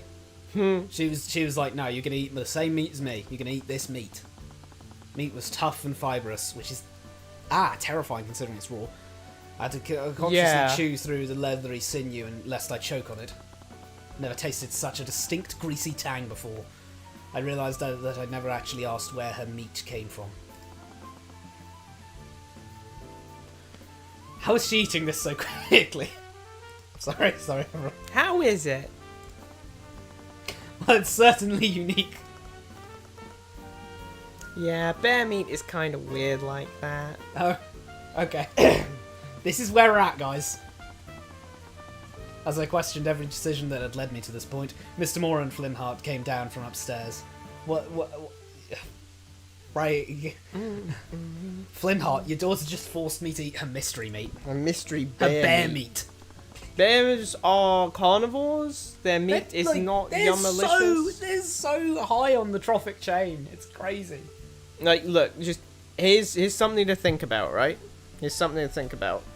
Think about what kinds of animals people generally eat the meat of. Yeah. You know, you get like chickens, ducks, you get pigs, you get sheep, get deer maybe. Being fair, Lots. pigs will just eat anything that's in front of them. Okay, yeah, that is fair. But you know what I'm saying is you get a lot of herbivores. Herbivores meat is tasty because they're lower on the trophic chain. And so, like, just think how many times personally have you eaten carnivore meat? Like, just think of any carnivore and think how many times have I eaten meat from a carnivore? And there's a reason for that. It's because they're really high on the trophic chain, which means their meat is not as good. You get less goodness out of them than you do out of a herbivore. That's just how it works. That's just how our biology works on this You planet. only get a tenth of the. On average, you only get a tenth of the Yeah. energy. And released. there's a strong correlation with energy released and taste, in a Yeah. sense. Because I imagine because, it's a pretty simple reward system of this tastes Yep. good, I should eat more of it. Yep. And Well, that's why we like sugar so much. and Yeah. with that we're like, Yeah. ooh. I mean, have you ever seen one of those when a cat gets something sugary and it his eyes just click, expand. ooh, and it just goes insane. It's like, whoa. My mentor's face was stoic as always, but some frustration bled through. That was never a good sign. Hi, Dad. Oh, hello, sweetie. Flintheart's expression lit up as his daughter rushed over to him. My mentor glanced at the chessboard on the table. Well, that's a very obvious contrast.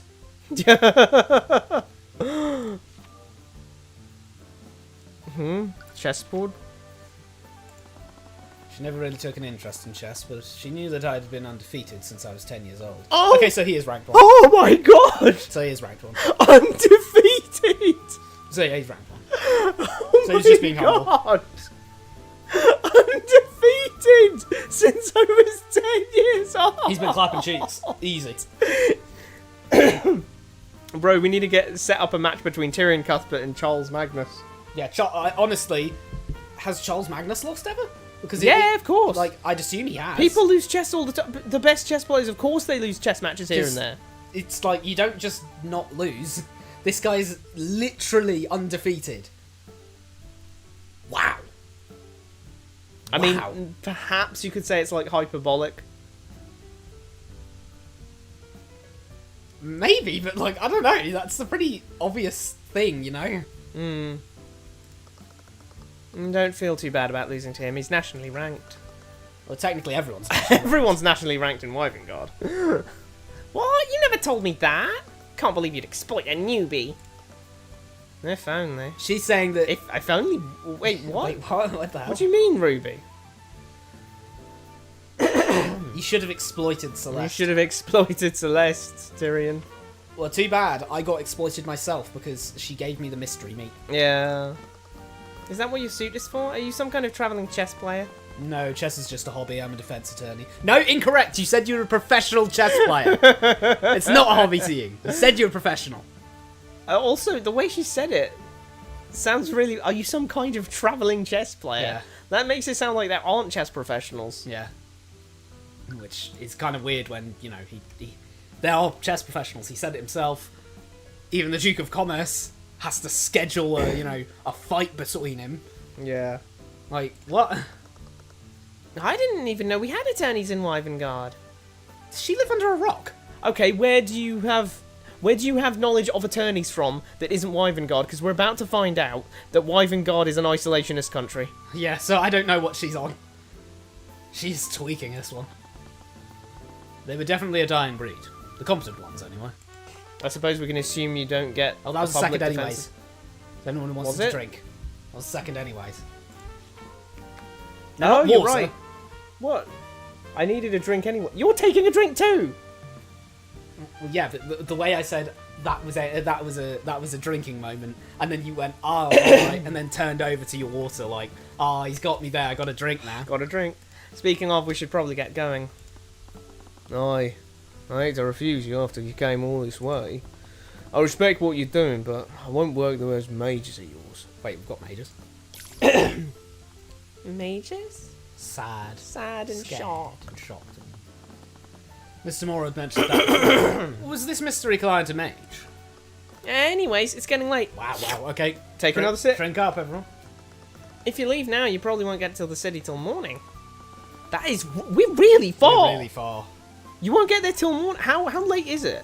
Because like I said, it was kind of... morning. It was morning when we were getting there. And then it was not morning after we got there. And it was like middle of the day, maybe? It's not that big, because we're apparently near the border and only like a full night's of travel. God, I just realised his cheekbones are so intense. Yeah, his cheekbones are really intense. Oh, she's right. These parts are crawling with brigands and con men.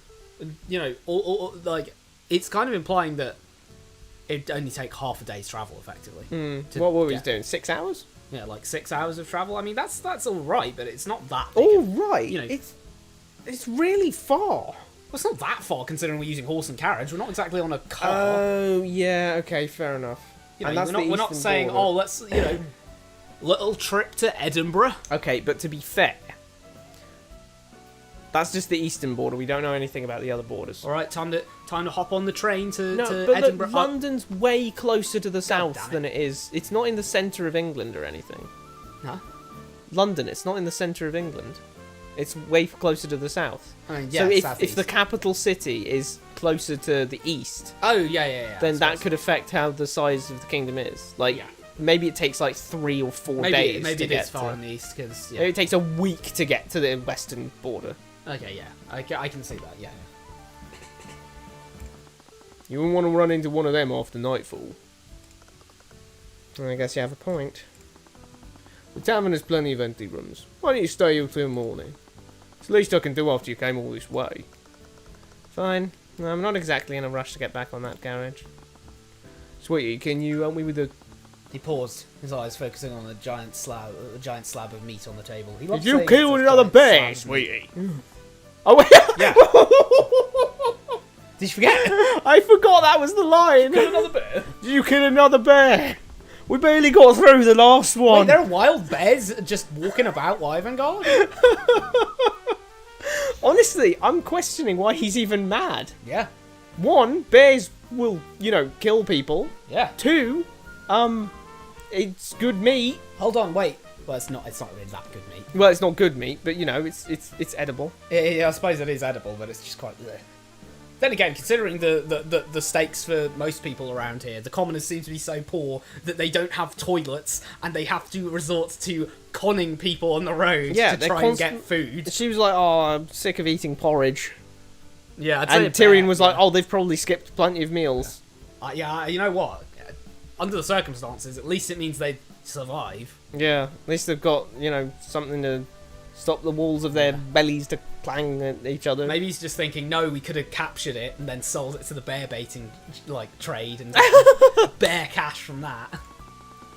What are we supposed to do with all this greasy meat? So yeah, he just doesn't like it. Dude, just put some herbs and spices on it if it's Grin so and bear bad. it. You're a commoner. Bear. You're a commoner. Just get 2 pieces of stale bread, bit of cheese you found on the floor, bite down. Bam! Lovely. Boom. Yeah, you can put it in a sandwich. You could work it into a stew. You could eat it. That's what it's for. How are you even killing these things? It's not that hard. You just have to keep up with them. Keep up with them? That's not the hard part. Bloody hell. I mean, How actually, does no, one that keep is, up that with is- a bear? That is the hard part. Wait, how is she keeping up with a bear? Wait, is she running at running- it? is she running it's at it? trying to run away. Is and it it's running away Oh, and she's God. chasing it? Or, because, you should never run from a bear because a bear is faster than you. They will catch up to you and then they will beat the crap out of you. But, that's just the thing. Humans aren't very good at burst sprinting. We're really bad at We're that. epic at long distance running. We can just keep following it off and, as long as you're chasing it, after a while it's going to get tired and not be able to run anymore. And then, you've just sort of been meandering towards it over a couple of days. Yeah, it's it can't do anything. There's a race. I'm not sure where I think it might be in Australia or something. Horses versus humans. Horses versus humans. And they have to keep it short. Yep. Because if they made it any longer than they made it, the humans would obviously win. Yeah. Because it would no longer be a fair match. Well, yeah, because animals generally need to go distance to find a new location that's if they need to go somewhere new, if they're herbivores and they're grazing and they need to change, they need to go further away. You get herds of yaks or whatever, and they need to go somewhere new. Well, they all move over there and then they start eating, but they don't need to move that far, before they can still just eat. But we're just alright, fill us up and let's start booking it, you know what I mean? Let's keep going, walk for days at a time. But yeah, okay, Celeste's literally superhuman. For Lord's sake, you're bloody insane. I'd agree. For Lord's sake, that's... Yeah, for Lord's sake, it's quite... Oh, what did the scale all cost me with a rabid wolf instead of a daughter? This rabid wolf is keeping your family fed! Do you know how many commoners in Wyvern are starving? Don't talk to me like I'm the child. So you continued their bickering as they went up the staircase. How do you expect to find a good husband while you're out in the woods wrestling bears? Excuse me, men are lining up to court me. I am a goddess! Goddess of war, more like. You're always coming home covered in blood and dirt.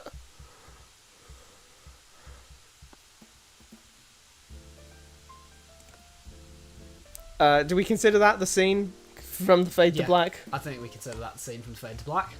Okay, so Celeste, as we know, is going to be a sort of essentially deuteragonist, I would argue. You can see that very clearly.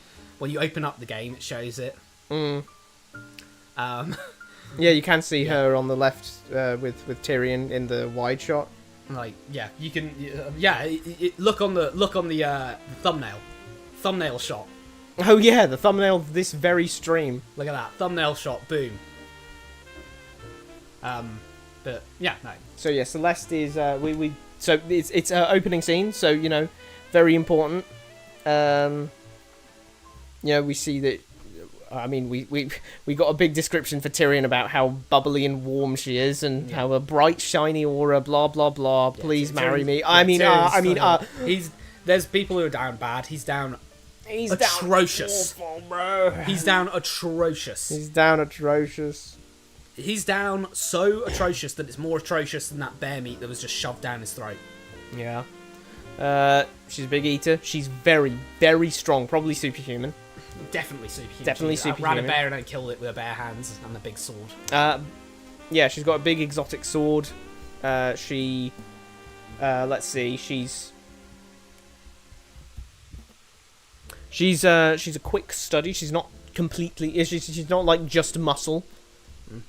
She's not just muscle because she was learning the chess pretty quickly, which being a quick study is something that's going to be a consistent part of her character. So props. Yeah. She's also, you know, snarky and cheeky and likes you know, dropping little teases and witty remarks about the place. And she clearly loves her father quite a bit, which is going to be important for the case. And yeah, she's already built up some decent rapport with Tyrion. Yeah. Yeah. Seems How good. do you expect to find a husband? Like, how do you expect to find a good husband? Like, Have I mentioned that Celeste is still single? yeah, like I'm just like he was throwing that one out there. He's wingmanning. He looked at Tyrion and he was like, "She's single, by the way." By the way, she's very single, and her type is blonde-haired men with suits. Dad, I already did an indirect kiss with him and made a sex joke. Yeah, she came in swinging with a sword out, by the way. Mm-hmm. Like, Tyrion's lucky he didn't get kidnapped by her. I'm not gonna lie. She kind of rubs me the like, she might kidnap him type. Certainly, if he dumps her. If he dumps her, there's like a cell in this establishment. Oh, there totally is. So your talk with Flintheart didn't go well. Why can't he understand that all of this is bigger than him and his vendetta? Still have one last thing we could use. Cuthbert. So let's skip back downstairs, pausing upon seeing the air between my mentor and me. Oh, So I was getting trigger happy with the Eye of Horus, like, woohoo! We're done with your rooms. You can head upstairs if you want to rest up. Right. Thank you, Celeste. Silence followed us up the stairs until we arrived at our rooms. Mr. Moore's hand gripped the handle of the door, but she never turned it. I'm sorry, I didn't expect our discussion to go on for that long. It's fine, I understand. Saw you playing chess with Flintheart's daughter earlier. Was everything okay? What do you mean? You're kind of a sore winner when you play. What? Only when my opponents are no. Does he... does he reach out for the handshake and then go, and then like, oh, psych, psych. I was just straightening my hair. Calm down. does he knock over the king and get the checkmate? Bro, that was so easy. Like that was easy. Honestly, washed. Bro, like, just why'd you show up? You are washed, mate. You are That was washed. easy. Get out. You're weak. You suck at chess. She caught on quickly. She was ridiculously good for a beginner. Playing against her was nice.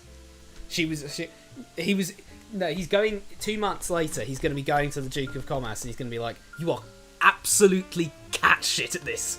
You're horrible. You are so bad at chess, genuinely. Well, I suppose you are at that age. He's 20. No. Why he's is he 20. doing this?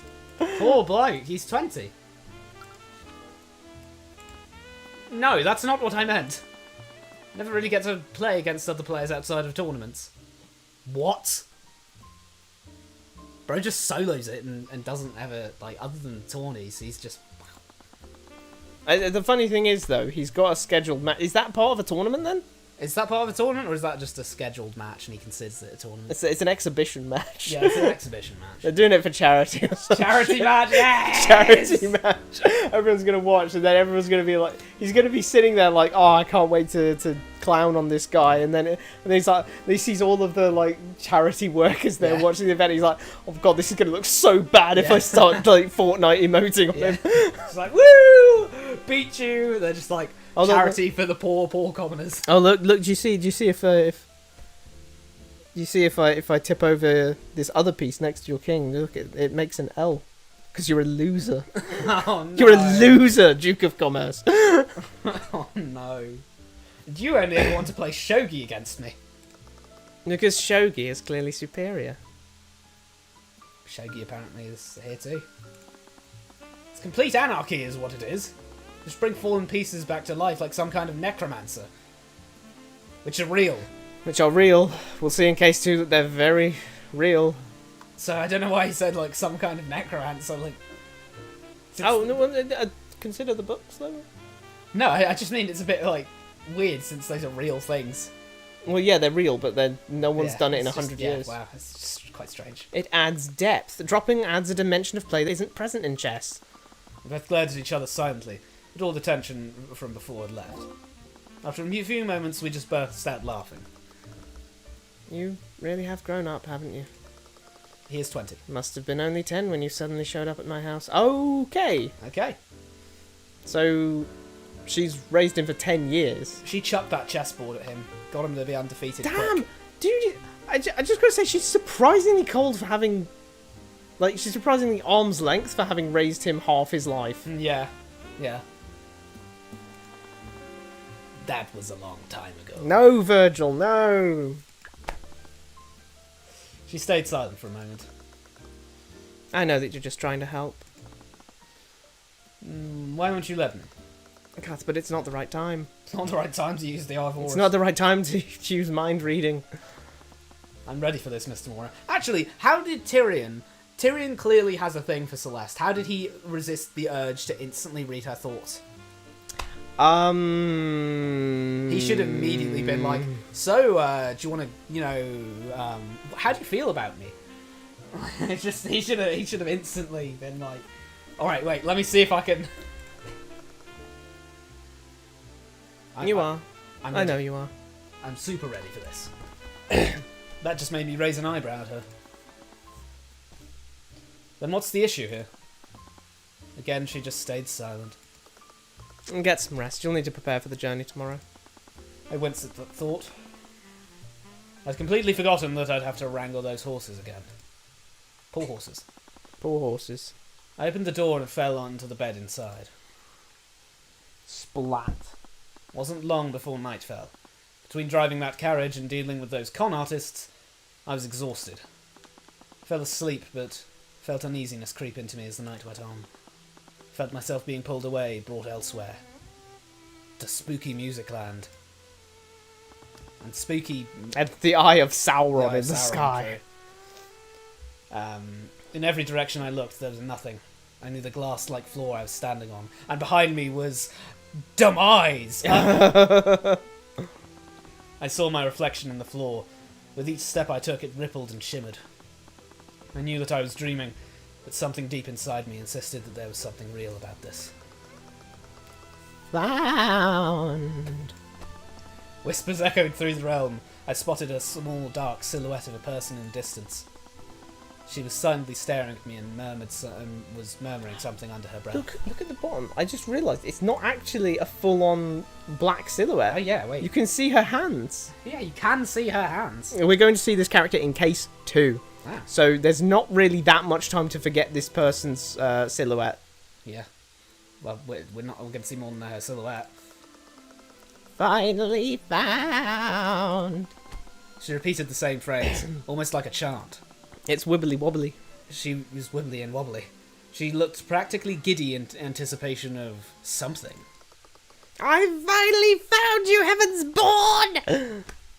I got jump scared. I got jump scared by her actual sprite. Yeah. I woke up to the sound of shouting from downstairs. I clutched at my chest. My heart was racing and I was drenched in sweat. That was just a nightmare. I tried to convince myself of that. It's not even fully dark here. Look, you can see a bed and you can see a picture and you can... Wait, we're in Celeste's room. Wait, really? Yeah, that's that axolotl thing, isn't it? Oh my god. Yeah, Celeste did get Are that. you That's sure? crazy. No, wait, let me get up. Let's just bump up the brightness. See if that does something. I can try. Wait, where's the brightness on Nah, I'm joking. Let's not. It's gonna be too much effort. this? Oh, that totally is, though. Keep a thought on that. Yeah. Shook my head. Something else was happening downstairs. Those voices sounded like Celeste and Slinhart's. They were only getting louder. Please, just let me explain. Don't want to hear it. They definitely weren't bickering about the bear meat this time. I want you out of my house. Get out. After that, there was only silence, followed by someone storming out of the tavern. Did you see when we were like, wait a minute, do they live here? Yeah. He's just straight out said, Get out of my house! This isn't your house, this is your business! The front door of the tavern was slammed shut with the sound key. The entire structure swaying from the force. I lay there silent. What could they be arguing about this late at night? Really wasn't any of my business. Hi, Dad. Oh, hello, sweetie. Flintheart's expression lit up as his daughter rushed over to him. That was a flashback. Flashback to probably 15 minutes ago, maybe. No, I mean, we didn't have a big sidetrack. Well, from our perspective, it was like half an hour ago, like 45 minutes ago. But that's because this is OGS. This is OGS. I feel like we were there not that long ago. And we didn't get massively sidetracked about something. We got sidetracked like 3 times. Hey, look, you're right. It's not fully dark. That's cool. The door creaked loudly as I eased it open and stepped out of my room. You know, it's funny. Like, I forgot to mention this, but I was just going to say during the thing about Shoggy. Yep. Because they all come from the same root of Chaturanga. Yeah. So I hear. But, you know, she said dropping adds a depth that isn't in chess. Yeah. But arguably not necessarily. Why? Because it's just different. Mm-hmm. It's different, right? Because yeah. when you can redeploy pieces, a piece being captured doesn't have the same weight. Yeah, yeah. Like, when you capture someone's piece when you capture a pawn, say... Capture both their bishops. They have no bishops. Capture both their bishops. They'll never have any bishops again unless they get a pawn to the other side. Yeah. Capture it... But if you capture... but in Shogi, if you capture someone's bishops, they could have bishops again as long as they capture one of yours. Yeah. So, like, there's kind of, like, this tug of war that kind of can happen with that. But it's completely the opposite. So you know, the strategies that you're using, any time you're sacrificing a piece, you have to know damn well why you're doing it. Yeah. You can't just you can't get rid of any pieces willy-nilly because you can always bring back some later. If you lose your bishops, you're never going to have diagonal control again. Yeah, that's true. Unless, of course, you get some pawns to the end of the board. Yeah. And that's why the pawns are important, because there's this constant... Because once they do get to the end of the board, that's when you're getting pieces back, essentially. That's when you're getting pieces back. That's when you're getting control back and more power. The hallways was completely dark. Not a single candle was lit. I wouldn't say completely dark. It's mostly dark. Oh, that is completely dark. Come on. Man. Yeah, no, I'm joking. Step forward slowly, careful not to trip over anything. This reminds me of that time I fell out of bed and woke up halfway down. Same. Yeah. That's messed up. You wake up and then I hit my forehead on the bedside table, and then I slammed against the ground and I was like, yo, that's way worse than I had it. I just fell out and then landed on my side. No, I woke up. I woke up and, like, I was turning over as I woke up. Oh. And then I was like, wait. I know. Like there. I've gone past the point of no return. And then I was like, I tried to look up, and as I did, I smashed my head on the bedside table, and then I splattered. And I was like crumpled like that. I was crumpled like upwards because of it. It was horrible. No. Flintheart was trudging. Oh, excuse me. Flintheart was trudging up the stairs when I bumped into him. I couldn't see his face, but judging from how he sounded earlier, I probably didn't want to. Sorry. Right, I forgot you two would. His voice trailed off. Is everything okay? Sorry, I'm just going to... Slid past Flintheart as I went down the stairs. He barely even noticed. Made my way to the dining room. There weren't any lights in the streets. It was nearly pitch black. Hello? No answer. I looked at the entrance to the tavern. The door was hanging open. The wooden frame was cracked.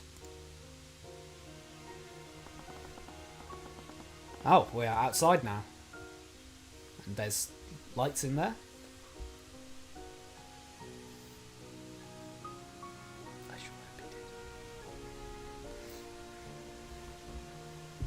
Walked through the village streets, but there weren't any lights on. I regretted not taking a lantern on my way out. There are lights on inside, but not outside. I heard a squelch as I accidentally stepped on something that was disgustingly soft. I tried my best to ignore it. I tried my best to ignore the fact that I stood on human shite. I just stood on Flintheart's dookie from earlier. No! Celeste! Celeste! I just stood in your father's shit! A groan echoed from one of the nearby shacks. I'm from this earth like excrement. A lantern flickered to life from behind the wooden door. An older man stepped out with a very similar posture to Flintheart. Yeah, but he's got like... He's clearly a generic because we can't see his Yeah, eyes. because he can't see his I eyes. like that as shorthand, I really do. I do like that. I do like that a lot. It's very nice. Squinting against the darkness of the night. Got any more idea what time it is? He eyed me up and down, taking notice of how I was dressed. Ain't the city boy. We like our peace and quiet until sundown. Right, sorry, I was just looking for Celeste. No. Celeste McCoy, she's Flintheart's daughter. I hate Flintheart and his daughter. Great shine. Yeah, thanks, I shave it every day. Something in his expression shifted. Irritation turned to complete contempt. Do you know her? What do you want with that bastard? That damn mage.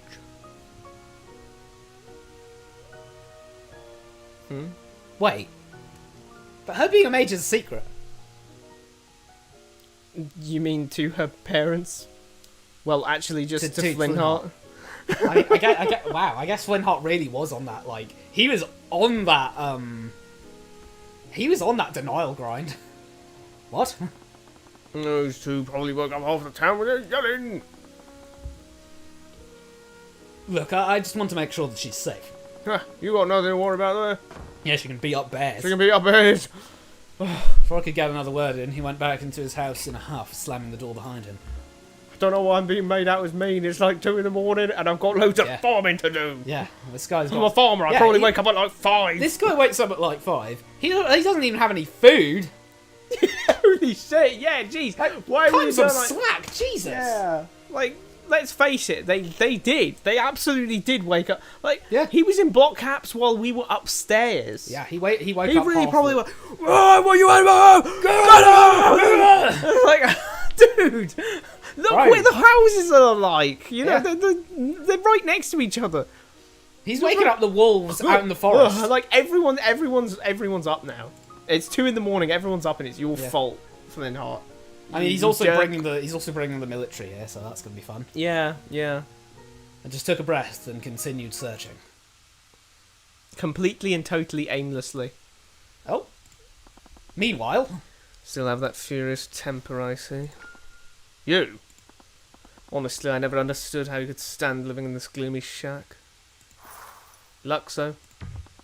How dare you use that witchcraft in my home? From what I've seen, I'm not the first. Really been stirring the pot. Four Pillars don't care for what they've been hearing from your rallies. Is that right? I'll be sure to bring that up at the next meeting. For Lord's sake, have some sense, Flintheart. This rate you're going to bring Lucio Steelwind down on all of us. You may not value your life, but I will not become another one of his casualties. So you came all this way to convince me to stop? wow, so this Lucio Steelwind fella will literally kill nobles. I'll just kill everyone in this town. He'll just nuke the town. I'll turn Cornhaven to glass if I have to. Like, whoa, that's actually really crazy. Like, whoa. That's bonkers. That's insane. Yeah, whoa. He will actually kill the nobility. He'll kill everyone there. Bro, men, women, children. He said, you know, upper class, lower class, in between. I don't care. I'll do the whole like 420. End this foolishness now, and no harm will come to you or your family. You have my word. Your word is as good as the dirt you lick off the king's boots. You're a killer. As if I would ever trust you. Flintheart, please, as someone who once thought of you as a friend, I'm only going to ask you once. Friend? Friend! I'll be dead in the ground before I ever call the likes of you a friend. Get out of my house. don't have time for you. I don't think you'll have much time for anything. Gah!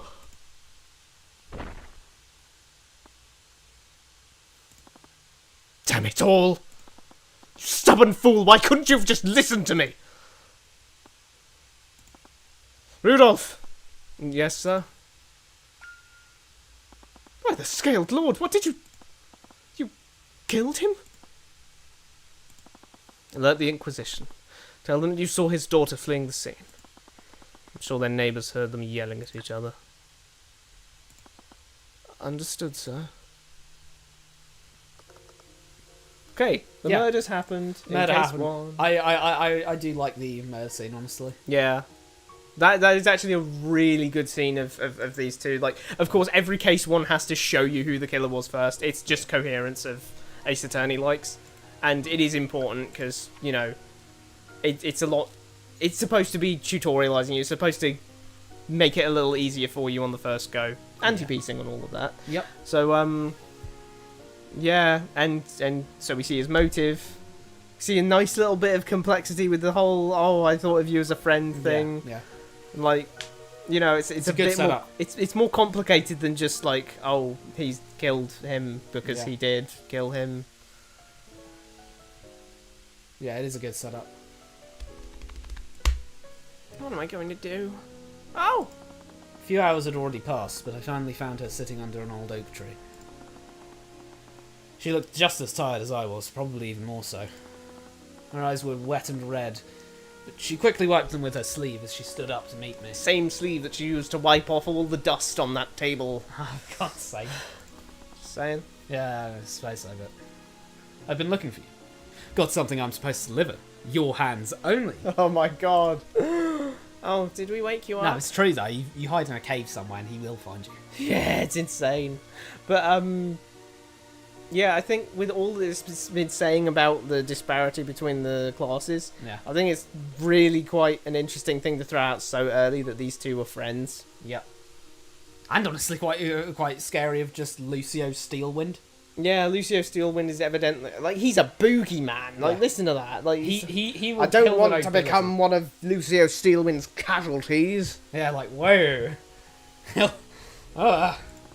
Like, that really did imply that if you bother, if you stir the pot a little too much, he's going to kill not just you, not just your family. He's going to raise Cornhaven to the ground with me in it. Yeah. So would you not do that? I would rather not be killed by this Lucio Steelwind guy. Like that's such a, because even if it was just he kills all the commoners, that would then be showing the class disparity again of like, well, they're treated so less than. Yeah. It's like to that it's just, oh, he killed all the pigs on his estate.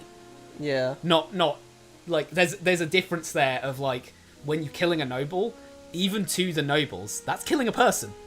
Yeah. Even if you have the nobles think of the common folk as just, oh, they're rats, you know, scurrying around. Well, he's killed the rats and then the guy in the house. That's really crazy. Yeah, I tell you what, I just realised, like, we need to zero in a little harder on the fact that, on the friendship between these two, because Yeah. it's funny for him for that he says there's someone who once thought of you as a friend. Yeah. Because, buddy, the military's coming after this guy, and you personally went to him to say, look, Yeah. it's getting too far. This is going too far. Can you tone it down? Yeah.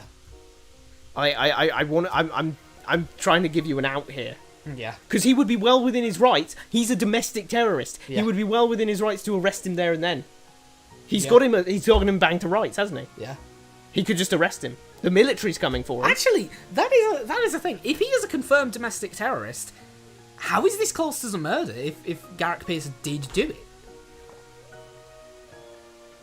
Because that's technically just him killing a domestic terrorist, which, definitely, don't get me wrong, definitely randomly going up to a domestic terrorist and killing them in the modern day would be seen as not exactly what you should do, and you could definitely get very bad charges for that. But this is... Potentially, depending on the situation. Potentially, depending on the situation, etc., etc. But there needs to be a full, like, trial and everything, you know. Yeah, But and depending on how bad the terrorist is, Yeah. the jury just might just let you walk. Yeah, but in this case, we have a dictatorial class of nobles, and this guy They are sending the military after him. and this guy killed a terrorist who was going to be blown to smithereens along with everyone else, not even involved, just around the area. His neighbours are going to get blown to smithereens, their kids gone, poof, all because the military went, oh, we didn't like this guy, so we just blew him up and like anyone who was nearby. I just cast nuclear explosion on him, and that is apparently well within their rights of the military. There's no big outcry on the military or public this, that, or the other, or any desire for them to stop. There's a general desire of we don't like the commoners don't like the nobles, but not the commoners don't like Lucio Steelwind, the evil death god. That guy being such a malevolent force so totally means that this is really confusing now, because we're basically saying what Garrick did there is effectively save everyone in the village. By killing him, he can probably then go to the military and say, hey, you don't need to come here and blow everything up. I dealt with the problem. There won't be any more rallies. It's fine. There's sort of this issue here of like, how does Lucio Steelwind work? Because it seems like everyone and their pet cat knows.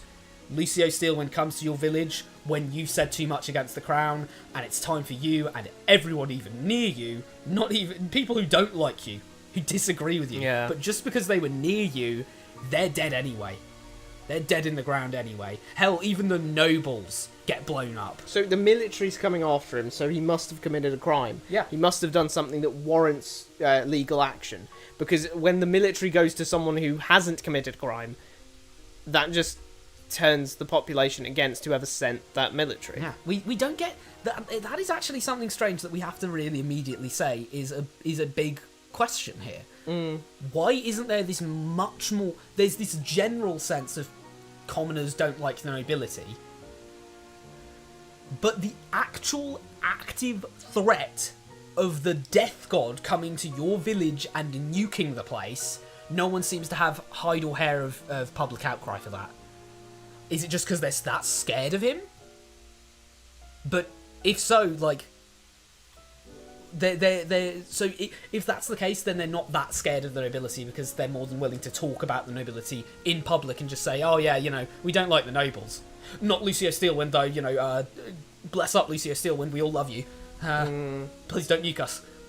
Like, there's that question of, what's the crown doing? What's the military doing? Why is there no public outcry over Lucio Steelwind?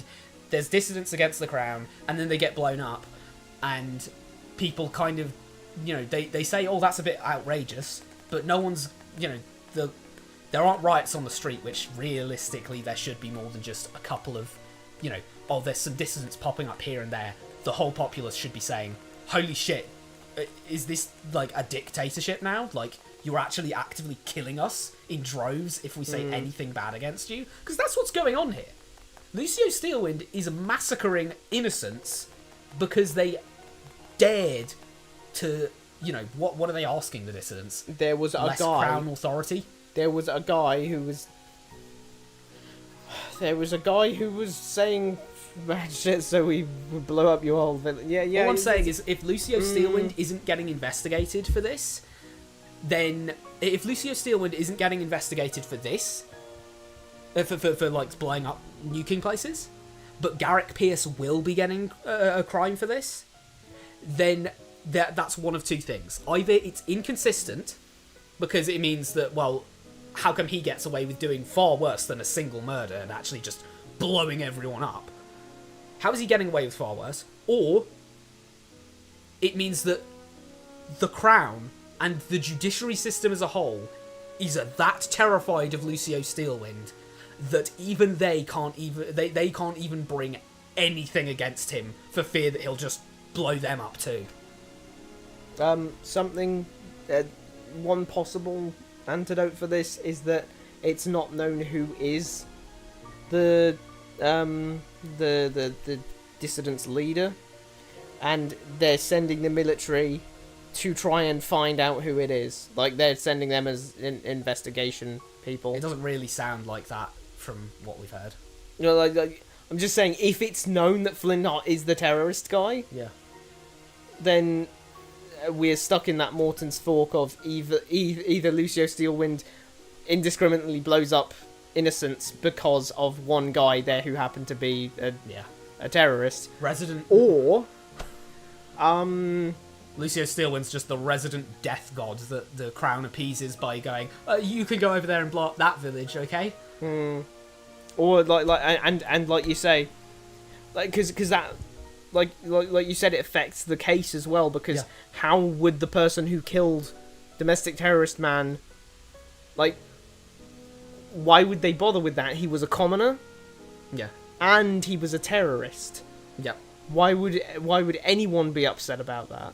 You know, I mean, He was going to get people steel-winded, because the which, idea... by the way, the attentive player will notice that Arya Steelwind. I don't know if we even saw her name as Arya. We did see her name as Arya. Oh, okay, so Arya Steelwind, but we also have him saying Steelwind. Yeah. It's, you've noticed it too, haven't you? Yeah. Like, blah blah blah. So we've heard the name before. She's We know either that your she younger is- sister or daughter or what have you. Well, she's actually the daughter, but you know, she's a relative at least of that guy. Yeah. Terrifying, scary. I mean, it's just a really... I don't know. I don't think Lucio Steelwind... I think it's a weird idea to make Lucio Steelwind so obviously, impossibly evil. Yeah. It's just crazy. I'm like, whoa, what's going on? Indiscriminately killing innocents is usually classed as evil to most people. Yeah. I mean, and this is the worst part. They're not even...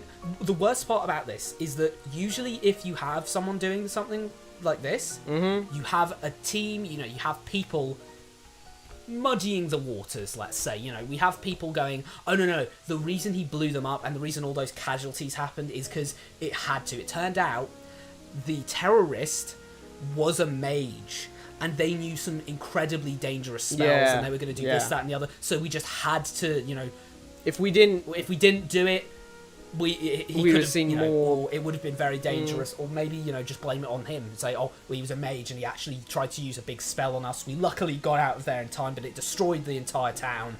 We couldn't save anyone. Oh, it was so sad, so sorry. But no, openly and normally, people are just saying, yeah, he just went there and he killed everyone who wasn't involved because he just felt like it. It just seemed to, he seemed to get off on that. It's like, whoa. So he's just... Well, there's two options. just Either the Crown is evil as okay hell. with that, or the Crown can't not be okay with that. Which one's scarier? Yeah. Which one's scarier? Either the Crown likes it too, or the Crown is actually also in fear and are just like, we'll let him do it because otherwise he might turn on us. Anyway, just wanted to make sure you were okay. Hadn't been attacked by any stray Lucio Steelwinds out there. It's nothing. We argue like that all the time. Please just go away. I'm fine. See? She tried to squeeze her lips into a smile, but it didn't reach her eyes. You should really head back. It's not safe to be out here this late. What about you? I can take care of myself. I just stood there silently for a moment. I'm sure he's just lost his temper.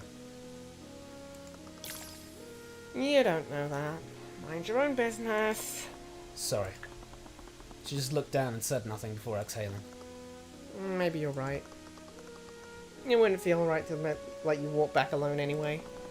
She walked past me, leading me back to the tavern. What? I returned but found the tavern surrounded by knights clad in plate armour. Several carriages were parked outside, and I could see several lights lit within the tavern. Is that the Arcane Inquisition? Inquisition? They're an order of knights who investigate crimes committed using magic. Celeste and I shared a glance. Without another word, both of us ran towards the tavern, but she quickly outpaced me. Well, she can keep up with a bear, so What? No! She reached the tavern door and the colour drained from her face. Hand went to her mouth as she stumbled backwards, her body shuddering. Dad? Her voice quivered. Tears began streaming down her face. There you are! As Celeste stood there frozen, a knight stepped between her and the tavern entrance. Celeste McCoy, by the authority of the Wyvern Guard Crown, I'm placing you under arrest. The knight tried to grab her arm, and it was like something flipped inside her. She slammed her palm into the knight's chest, his plate armour reverberating as he was launched several feet backwards. 3 other knights rushed forwards. They tried to grab her and pin her to the ground. She let out a guttural scream against them, almost sounding like a feral animal. It looked like it was taking all their strength to keep her pinned down. It was like she was a completely different person. It looked like. It was like. It It looked like. looked like. Sounding almost like a It was like something flipped inside it. I'm just saying. clumsy similes. I just noticed. It looks like. It was like. It looked like. We're out here like Knuckles. Stood there stunned before shaking myself out of it. What are you doing to her? Let her go! Tyrion! Thank the scaled lord, Mr. Mora was safe. Knew I recognized him from somewhere. Stay out of the way, Magnus Carlsen. We'll lock you two up right next to her. He left in a huff, following after the other knights as they slowly dragged Celeste away. Mr. Mora, what's going on? Why is the Arcane Inquisition here? I'm not sure, but Flintheart is dead. What? I mean, yeah, we'll just save over, you know. Ah! Celeste was going to be detained in Wait, Rathal. wait. We've got a Oh yeah, we've got a scene. Talk about the we've scene. got to talk about that scene. Sorry, I was getting ahead of myself. Okay, so the last time we broke off to a scene discussion was before they went up to the before they went to bed. I actually didn't realise you do you do voice basically like all the other characters, but I didn't realise Tyrion yaps 50% of the script. Yeah, Like because he does narration as well. Yeah, he does narration as well, so it's just I didn't realise. Anyway, okay, I just realised because Oren showed up and I was like, oh yeah, I voiced that guy. Yeah, so we had. Well, let's see. It's going to be really awkward when we get to case 3 and we have to go. So who's going to do this person? That one? Yeah. Oh, Wyvern Guard's capital city is called Rathol. Yep. It's definitely a reference to Rathalos. Definitely. Definitely. So, anyway, what do we say? So we had Garrick Pierce versus Flintheart McCoy. Why did you say versus like it was some sort of? No, you see, Flintheart. He kind of took a fat L because I think Garrick scales higher. Yeah, Garrick scales higher. Anyway, you know, he was being very courteous with him. He was being very nice to him as a former friend to allow him a chance to just stop what he was doing, and thus, like, he straight up said, bro, if you just stop right now, no harm will come to you or your family. I think you can easily interpret that as I will make sure you don't have any charges pressed against you. Yeah. Which is really, really nice of him. Yeah, I think the problem is when he... If the dissidence is a inconsequential thing, you know? If the dissidence is inconsequential, then... The military shouldn't be bloody well sent against them. If the dissidence is inconsequential, though, then that does fix the problems, because if the dissidence is considered, you know, inconsequential, it's not important and everything, that fixes the issue with the fact that, well, realistically, Flintheart is being insanely selfish here. He knows what will happen. He knows what's going to happen to everyone. That guy we woke up, that poor farmer bloke, bro, his head's going to get blown to dust. Like, Lucio Steelwind's going to come over here and have a little inspection of that guy's organs. What the hell? He didn't deserve that. He just shouted at me because he has to get up at 5 o'clock. And we woke him up at 2. So it's like, making it so dangerous puts it so much more on Flintheart of like, whoa, Flintheart, calm down. What are you doing? Like, really, you need to think about this. It almost feels like a self-defense kill under that paradigm. Yeah, because it just It's feels like, so bro, much if like you no. don't stop this, I'm dying too. So I'm gonna have to kill you so that you do. And which, if it is, no one is going to blame Garrick for what he did. No No all one of is those gonna people blame in that town who already don't like Flynnheart, it seems. Yeah, they're gonna get final flashed out of existence. They're going to be like, okay, well, you know, Garrick's actually quite a nice guy. He saved all of our lives, really. You know, the problem is by making introducing Steelwind is so dangerous. Puts a third faction in play. Because you have the nobles, the commoners, and the Lucio Steelwind. the Lucio Steelwind. Because now it feels less like, okay, there's this class difference between the commoners and the nobles, and there's this oppression, they're struggling, they're being pushed down by the nobles. It turns more into, okay, that's great and all, but that feels really inconsequential compared to that guy over there who's going around on jollies nuking people. Mm-hmm. Should we not be considering that first and being like, we need to deal with that problem, then we can have our social dispute, you know? Yeah. I thought it was interesting, and this is something we'd only have with meta knowledge of the fact that Lucia. Fuck, what am I trying to say? We have this meta knowledge of Celeste and Tyrion having more flirty dialogue in this remake. Yeah. And then the scene where Tyrion tries to find Celeste, she's much more trying to push him away. Yeah. It's funny how it works out like that, because it feels like, well, why didn't you just leave it as it was? Yeah. I mean, we never got to play the original to completion. Womp. We just played both the first two cases twice. Yeah. But, you know, of what we saw from the original, there are definitely some things that were better done. There's a lot of good put into this. But sadly, there is a lot of stuff I'm like, whoa, why have you done that? Case in point, Lucio Steelwind. We didn't hear hide or hair of Lucio Steelwind's genocidal tendencies. Yeah. And now all of a sudden, here he is, boom, you know what I mean? Yeah, oh shit, it's Thanos, it feels like it, yeah, you know what I mean? He's gonna snap his fingers and boom? Calm down, everyone. And it does just put this strain on the narrative. I really do think it puts this big strain on the narrative because it's such a more pressing matter of whoa, he's actively killing loads of people. Mm-hmm. And the courts can't do anything about it, apparently. What? But yeah, no, I mean, overall... Yeah, I think it was very good at establishing Flynnheart's character before his death. We see a little more of him through flashbacks and what people say about him. Yeah. But yeah, it's nice to have a nice strong character being a victim. So there's someone we personally know, so it feels like holy shit. Yeah, I think the original, when we didn't have all this weird Lucio Steele and stuff, I think that was very, very good as well, though, because Flynnheart having, I don't want to call him squeaky clean, but having this, you know.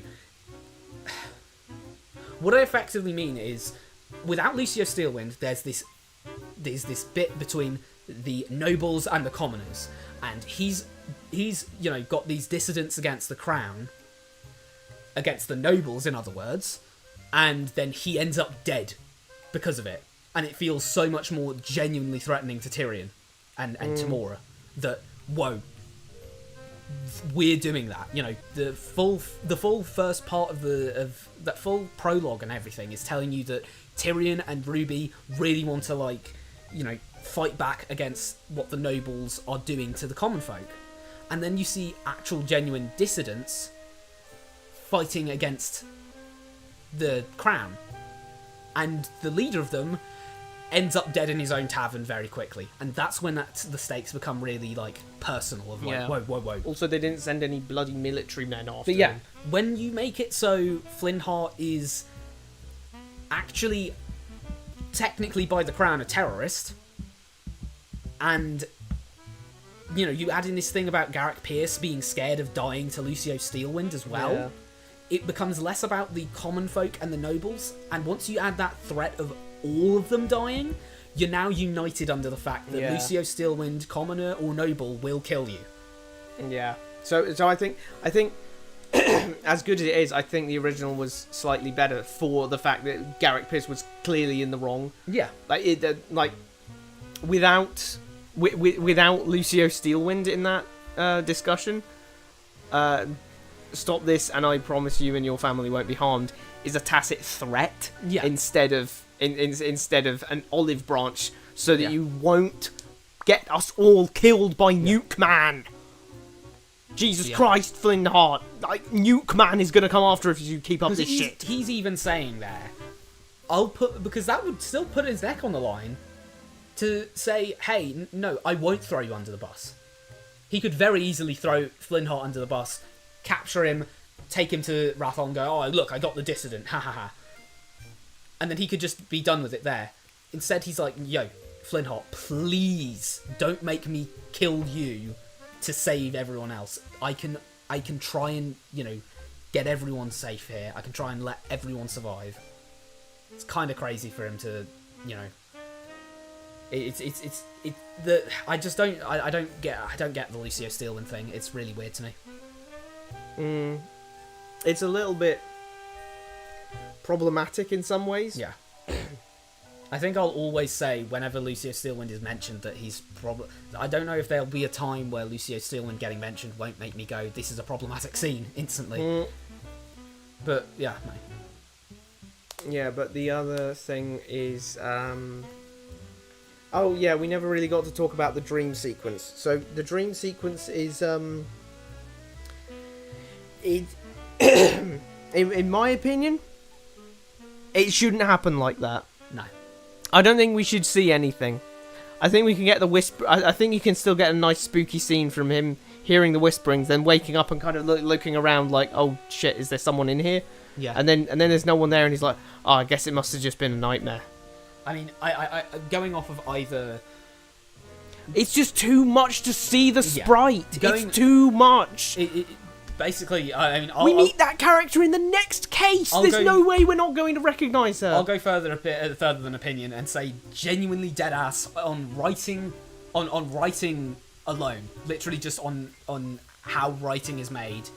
You have two general options here that I can think of off the top of my head, which are just generally either you're having sussy woman, either you're having her immediately show up, and this is an immediate thing, and you're trying to make it obvious with that, of an immediate threat. Either you're doing that as an immediate threat, or you don't show her and she's being a more subtle threat. If she's going to be an immediate threat, then you need to basically act like she's an immediate threat, and you need to own that, because showing us her sprite, it's like in, actually, Ace Attorney, in case 3-2, in the Master Mask case, there is a silhouette of a very, very obviously silhouetted character. They are not, it's not like you can't. It's recognisable. Yeah, it's recognisable. It's really, really recognisable who they are. So, and they show that as the murderer of, hey, look, here's the shadow of the person who did it. But that's shown me who it is. So yeah, that's why I say just make it all black. Make it all like he just hears the found you, heavens born, and then that's when he darts awake. Yeah. And goes like, oh my god, is there someone in my room? The most you should get is the silhouette of her on the found you, heavens born thing. Yeah, and it should still be like dark, and it's kind of like, what the hell am I looking at? Yeah, not the actual full-on sprite. You can look at the silhouette for as long as you want, and then you get to see the full in-color sprite for a bit. That's way too much. If it flashed the silhouette for, only a handful of frames or whatever... When that character showed up in Case 2, and we were playing this, like, slowly. It's not like we binged the Case 1 and then it was, like, a couple of weeks later. Yep. When we first played that and we got to that point, it was like, oh, it's her. And also, that's the character from the dream. That's the sussy lady from the dream. You can't even play these games that slowly, because if you play this sort of game, logic games... which are using, prior knowledge in the case. You have to play at least the case very close together, or you're going to forget. That's just how it is. You're just going to forget the information. Because you can't trust that they're going to randomly put a flashback, which is kind of the issue with flashbacks in these games. Yeah. Either you've seen it just a second ago because you're playing the case really quickly, or you're gambling on the fact that they might put a flashback to what you need. Yeah. If they don't, then you're cooked. If they do, wow, locked out there. But yeah, no. Overall, it's been an all right. I mean, I'd definitely say, you know, there's more good than there's more good than bad there's bad. There's in this I so think far. I think The Lucio Steele yeah. thing is probably the biggest misstep. That's yeah, definitely. Because it really messes with the stakes of not just the case, but the game as a whole. The game as a whole, yeah. The game as a whole, because of how it sets up, like you say, the game is supposed to be about the dichotomy between the commoners and the nobles, and Tyrion trying to fight the nobility for the sake of the commoners, who can't defend themselves from the nobility. And having the third faction of and Lucio Steelwind is like, well, now we have a common foe. Yeah. Let's just deal with Lucio Steelwind, bro. And the worst part about that is we can't deal with Lucio Steelwind because we've already been shown that either the king's okay with it, or he's also scared. He's also scared. So bottom line is the courts can't do anything about it. So and we're he's just the some highest normal power in bloke. Livengard. We're just some normal bloke and doing cases. That's what this game is about, doing law. So we're not going to have an anime battle at the end and have like an action game moment where we fight Lucio Steelwind. No. We're going to have to beat whoever we can beat in a court of law. We can't beat Lucio Steelwind because he could blow the court of law up. He could just say, well, I don't really like the cut of your... I don't like the cut of your jib, so actually... I think I might just blow up your head. I might just do that. You know, that's problematic. But yeah, I think the characters we've seen so far, Celeste, Tyrion, Ruby, all them. Yeah. All Good main stuff. characters, because they're all on the thumbnail, as you can see. Yeah. So, yeah, there's... we haven't seen any of Ruby and Celeste. I don't know if they have much of a relationship. We only did Case 2. In Case 2, they didn't have much of one. But we have nice, strong rapport between Tyrion and Celeste, and nice, strong rapport between Tyrion and Ruby, which is very important because it's one thing for you to enjoy a character. It's another thing for the characters to care about each other, because that means there's stakes personally for them in cases of danger. And I mean, even as simple as the as Ruby standing in between Tyrion and the con man. Yeah. You know, it's stakes, because you know they've got things that they care about that they don't want to lose. Yeah. And personal stakes are just as important, if not more so at times, than the actual, like, global stakes, if you will, of, like, oh, what happens to our society if we fail this? Yeah. Like, honestly, I'll tell you the best example.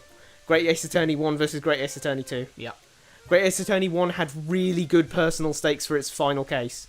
Great Ace Attorney 2 had really shit global stakes for its final case. Yeah. Great Ace Attorney 1's final case is probably one of the best in the series. Yeah. Great Ace Attorney's 2 final case is probably one of the worst in the series. Mm-hmm. Yeah, I it's just, you know, if you can't find a way to make the global stakes good, just make good personal stakes. Yeah. The We care about the characters, and we care about what the characters care about. Escalating from Frieza to Cell does not make the narrative good. Yeah, what made that interesting was, like, Goku trying to pass the torch to Gohan. Yeah. Not because Cell was stronger than Frieza. Don't confuse and remember kids, no matter what, don't confuse something you like for something that is good unless you can prove it. Mm-hmm. Something you like is something you like. Something that is good is something that you like that you've proved is good. Or even something that you don't like that you've proved is good. You don't, because there's a lot of things that I don't like but I can accept are good. Uh-huh. If only because, you know, I'm not the cup of... it's not my cup of tea, or this, that, or the other. Or you know, but I can accept that it's good. Yep. And for that matter, there is nothing wrong with liking something that isn't good. Yeah, there is nothing wrong with that. But you can't deny that it isn't good. Mm-hmm. If you like, I don't know, if you like Great Ace Attorney 2, more power to you. But it's definitely not well written. Yeah. That's the difference. That's the important difference. So, yes. And by proving it, we mean using the text and logic. Yep. Just analyze it. Analyze it, yeah. Analyze it and show us your analysis. If someone sees it and makes counter arguments against it, then you either have to accept that your argument wasn't good, or you develop your own counter argument against that, and it goes from there. And eventually, people reach a consensus, and the consensus is either that it's good provably or it's bad provably. Yep. For example, everything that we've said so far, we were able to prove through the text. Yeah. Like everything I was saying about Tyrion or Celeste or their relationship, it was coming straight from the text, which means it's a fact in terms of the story. Yep. You can't argue with the evidence of the text. The evidence of the text is everything. Yeah. So if a character is inconsistent, it's because we have two pieces of text that are conflicting with each other. If we have a theme in the text that is conflicting with it, then it's an inconsistency. Then it's a problem. Yep. That's the kind of objectivity that people so often forget about. She was apparently the prime suspect in Flintheart's murder. The case would be pushed to trial within the day. Supposedly, they discovered traces of magic at the crime scene. That honestly just raised even more questions. Mr. Moore and I were determined to get to the bottom of this. The Inquisition, on the other hand, did what they always did. This is ridiculous. She has a right to speak to an attorney. Yeah, well, we can't let you see her until she's been processed. Orrin White. Occupation Knight. Age 64. The grumpy and apathetic leader of the Arcane Inquisition. Oh! He's had a personal grudge against Mr. Mora for as long as I can remember. Okay, put some respect on man's name. Occupation Knight. He is the leader of the Inquisition. Yep. He's Bro is closer to Damon Gant than to Gumshoe. Yeah. The leader of the Arcane Inquisition. So anything involving magic, he is the highest police authority, power. Wow. Orrin White was the commander of the Arcane Inquisition. Mr. Mora had supposedly run into him many times. He always looked like the textbook definition of someone who was too old for this. I'm getting too old for this. Well, you know, one thing I actually find funny. Mm-hmm. They act like every time... One thing that we have to mention here, I just want to mention, is we're kind of acting like the Arcane Inquisition is just there. We're acting like the Arcane Inquisition is just there to basically be, here's the Inquisition. You know, we're acting like the Inquisition is just there to be, okay, here's the, you know, lost my train of thought, no. Got it back. We're acting like the Arcane Inquisition is just here to be, disruptive? Disruptive. The nobility had one of the nobles accidentally killed someone, some commoner, and oh no, we need to cover it up now. So just cover this up, cover that up, plant some evidence, and get another commoner arrested for it. Haha, there you go. Or you're right. Like he hates mages, and he hates mages and everything. But the thing is, as the leader and everything, this guy is dealing with the cases where a noble murdered a noble, and you can't say there aren't any of those cases. There are two people. There's more than two people in nobility. There's actually a lot of nobles out there in Wyvern. So if there's that many, some of them have to have disagreements to the point where they got into a murder. Some noble murdered another noble, and that means that noble's family wants justice, and that noble's family is going, oh, that's not good. So what happens in that case? Because that can't be just he covers it up and has a commoner do it, because then the other nobles won't like that. they'll go, oi, no, that bloke over there, that other nobleman, he killed my uncle. I want justice for that. So he's in the middle of two nobles pulling him both ways, going, that guy did it, I know he did it, arrest him, and the other noble family going, no, cover it up, I don't want to get arrested for this, cover it up. This guy's seeing those cases. What does he feel about that? Like, what actually happens then? That's why he hates mages, because it's like, oh god, always dealing with this bullshit. Like, you know, because it is always like, oh, he just does the Inquisition thing and cover everything up, but he can't in those cases because those nobles will want justice. I'm gonna call it. Yeah, I think we should probably call it. Yeah, we didn't make it to the first trial, but you know. Yeah, well, we kind of thought that was going to happen. Yeah, anyway, here's these cool things. Yeah, these things appeared in the remake. This is probably... I found you, Evans, boy. This isn't spoilerific, guys. This probably isn't a spoiler. Don't worry about it. B, don't worry. Don't worry about it. You know, it's fine. Well, there you go. Yeah, thanks very much for watching. Next time we will probably actually go to the first court case and enjoy such frivolities as going objection. But yes, next stream will of course be tomorrow, Monday, 7 to 11 PM GMT, where we will continue Three Hopes and its dissection. So yes, join us for that should it please you. Thanks so very much for watching, and we'll see you when we see you. You know, stay safe, and by safe I mean stay away from Lucio Steelwind. Stay away from Lucio Steelwind, and always analyze things. Always think with your brain, it's more fun that way.